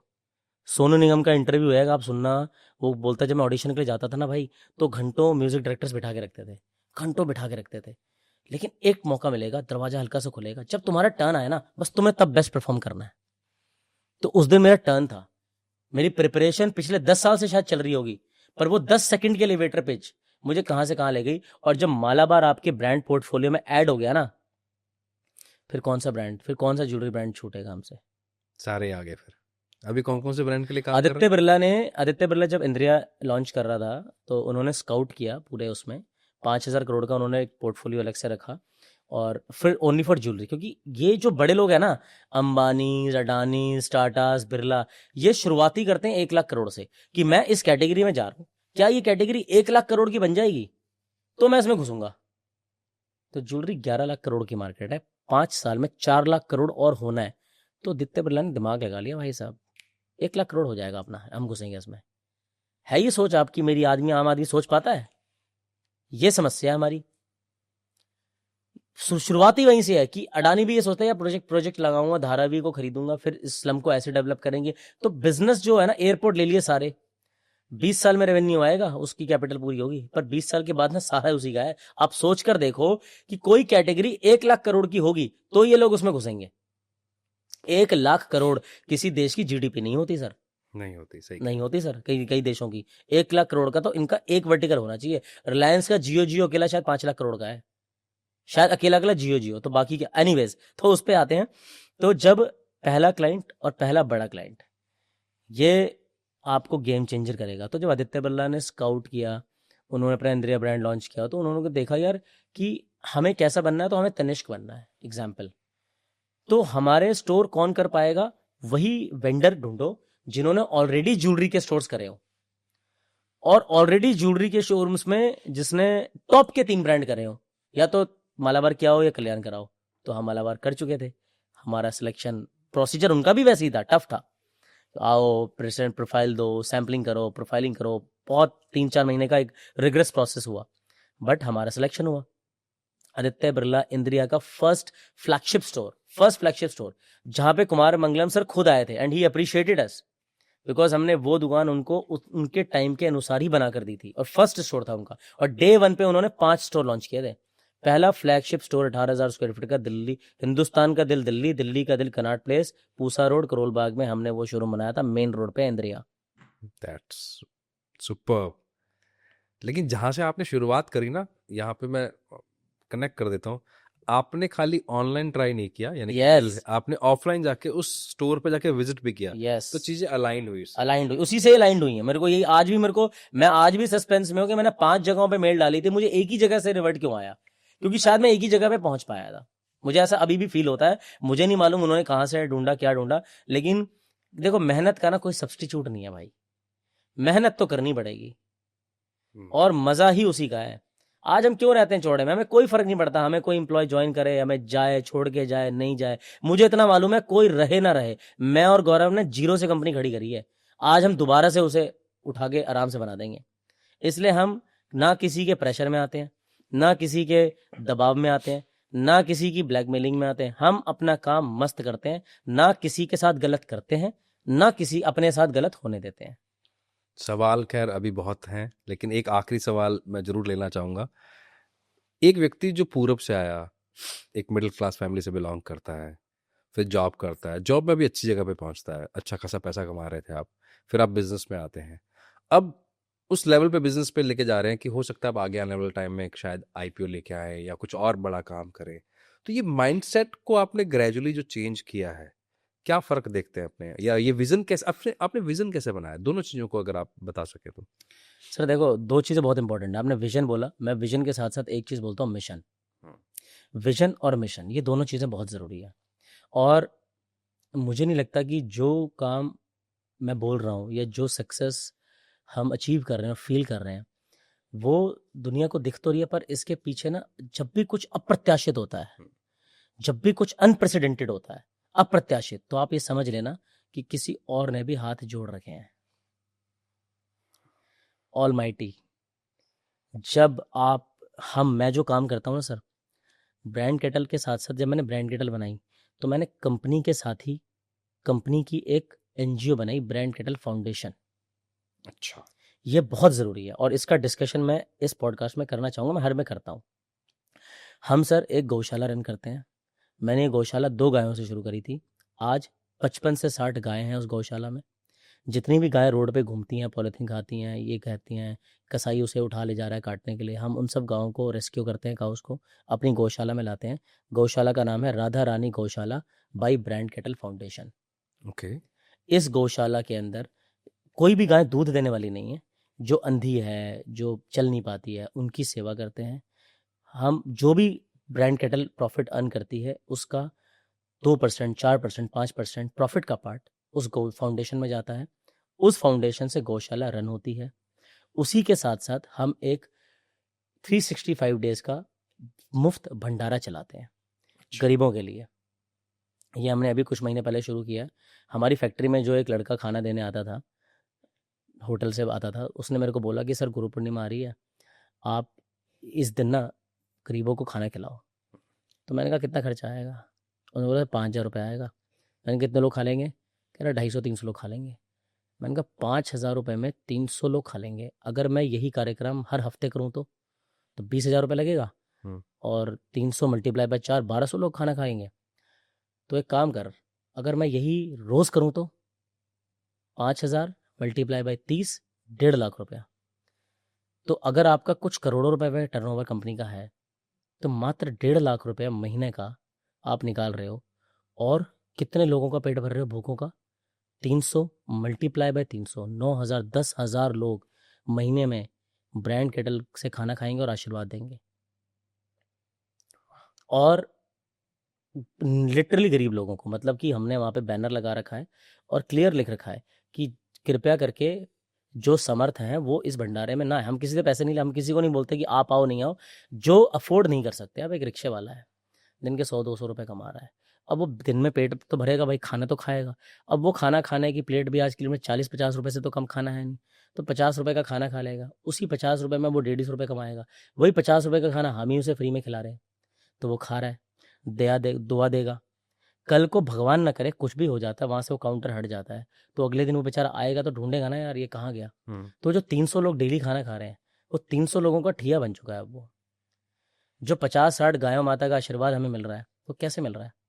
मैंने क्या बोला कि भगवान का हम पे आशीर्वाद था, हम डेट में गए फिर वहां से रिकवर कर रहे हैं। तो क्या होता है कि जो आपने बोला ना विजन, मेरा मिशन क्या है सर, कि मैं अपने आप को इतना समृद्ध कर लूं कि मैं अपने थ्रू कम से कम, और मुझे लगता है एक लाइफ स्पैन में एक व्यक्ति के अंदर इतनी पावर, इतनी ताकत है कि वो 25 से 30 हजार नौकरियां पैदा कर सकता है, 25 to 30,000। तो मेरा मिशन यही है कि मैं 30,000 नौकरियां पैदा करूं, और 30,000 नौकरी के साथ साथ जो भी मैं काम कर रहा हूं उस काम के सर करते करते, क्योंकि हमारी इनकम पे सिर्फ हमारा अधिकार नहीं होता, सोसाइटी में जितने लोग हैं सबका होता है। तो जो पशु है वो पशु निर्जीव है, तो हम उसकी सेवा करेंगे। तो हम वहाँ से अपने कर्म को भी इम्प्रूव करते हैं, हम वहाँ से अपने ग्रहों को भी अच्छा करते हैं। तो मेरा सब भाइयों से, जो भी एंटरप्रेन्योर बनना चाहता है, जो भी नॉर्मल काम भी करता है, तो मेरा यही रिक्वेस्ट है कि आप सेवा भाव से जरूर काम करो। जब काम आप किसी और के लिए करोगे तो वो और व्यक्ति, आप, मैंने बोला शेयरिंग इज केयरिंग, तो यहाँ से वो भाव आता है कि आप अपने एम्प्लॉयज के अंदर भी एंटरप्रेन्योर देखते हो। बहुत बढ़िया। तो ये वाली चीज़ है सर, ये जनरली बहुत लोग करते भी होंगे लेकिन शायद बताते नहीं है, या नहीं करते होंगे, भूल जाते होंगे, पर इच्छा सबकी है। तो अगर कोई करना चाहता है तो हमारी मैं लिंक इसमें आप डाल दीजिएगा, राधा रानी गौशाला हमारी चलती है, फरीदाबाद में है। सबको इनवाइट करता हूँ, आप आओ, ओपन गौशाला है। और इससे एक वो मेरा सवाल भी पूरा हो गया कि एक व्यक्ति जब आगे बढ़ता है तो कई बार एक दिक्कत होती है कि वो हम्बल नहीं रह पाता, तो हम्बल रहने का तरीका ये सबसे बढ़िया है। मुझे आज विकास जी बहुत सारी बातों को जानने का मौका मिला और एक एंटरप्रेन्योर का वो फेस भी देखने को मिला जो अक्सर लोग नहीं देख पाते हैं। और मेरा इस पूरे कन्वर्सेशन का एक ही पर्पस था, लोगों को ये पता लगे कि यहाँ सब कुछ है, यहाँ अगर चेंज कर लिया तो सब कुछ चेंज है। तो आज आपने वो बहुत सारी चीजें बताई, मुझे बहुत अच्छा लगा। थैंक यू सो मच इस थैंक पॉडकास्ट यू पे सर, आने के थैंक यू लिए। So much sir, thank you. मजा आया। और अगर अभी तक हमें सब्सक्राइब नहीं किया है तो सब्सक्राइब कर लेना, बेल आइकन दबा लेना, क्योंकि इस तरह के बहुत वैल्यूएबल पॉडकास्ट आप मिस कर सकते हो। इसको अभी सब्सक्राइब कर लो, भूलना मत, और शेयर करना मत भूलिएगा। मिलते हैं आपसे नेक्स्ट एपिसोड में। जय हिंद, जय भारत। तो वो और व्यक्ति, आप, मैंने बोला शेयरिंग इज केयरिंग, तो यहाँ से वो भाव आता है कि आप अपने एम्प्लॉयज के अंदर भी एंटरप्रेन्योर देखते हो। बहुत बढ़िया।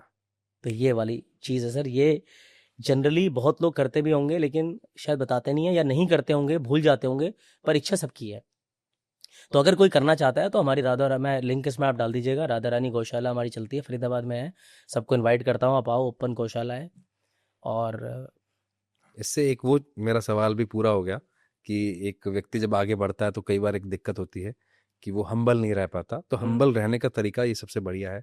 मुझे आज विकास जी बहुत सारी बातों को जानने का मौका मिला और एक एंटरप्रेन्योर का वो फेस भी देखने को मिला जो अक्सर लोग नहीं देख पाते हैं। और मेरा इस पूरे कन्वर्सेशन का एक ही पर्पस था, लोगों को ये पता लगे कि यहाँ सब कुछ है, यहाँ अगर चेंज कर लिया तो सब कुछ चेंज है। तो आज आपने वो बहुत सारी चीजें बताई, मुझे बहुत अच्छा लगा। थैंक यू सो मच इस थैंक पॉडकास्ट यू पे सर, आने के थैंक लिए। You so much sir, thank you. मजा आया। और अगर अभी तक हमें सब्सक्राइब नहीं किया है तो सब्सक्राइब कर लेना, बेल आइकन दबा लेना, क्योंकि इस तरह के बहुत वैल्यूएबल पॉडकास्ट आप मिस कर सकते हो। इसको अभी सब्सक्राइब कर लो, भूलना मत, और शेयर करना मत भूलिएगा। मिलते हैं आपसे नेक्स्ट एपिसोड में। जय हिंद, जय भारत।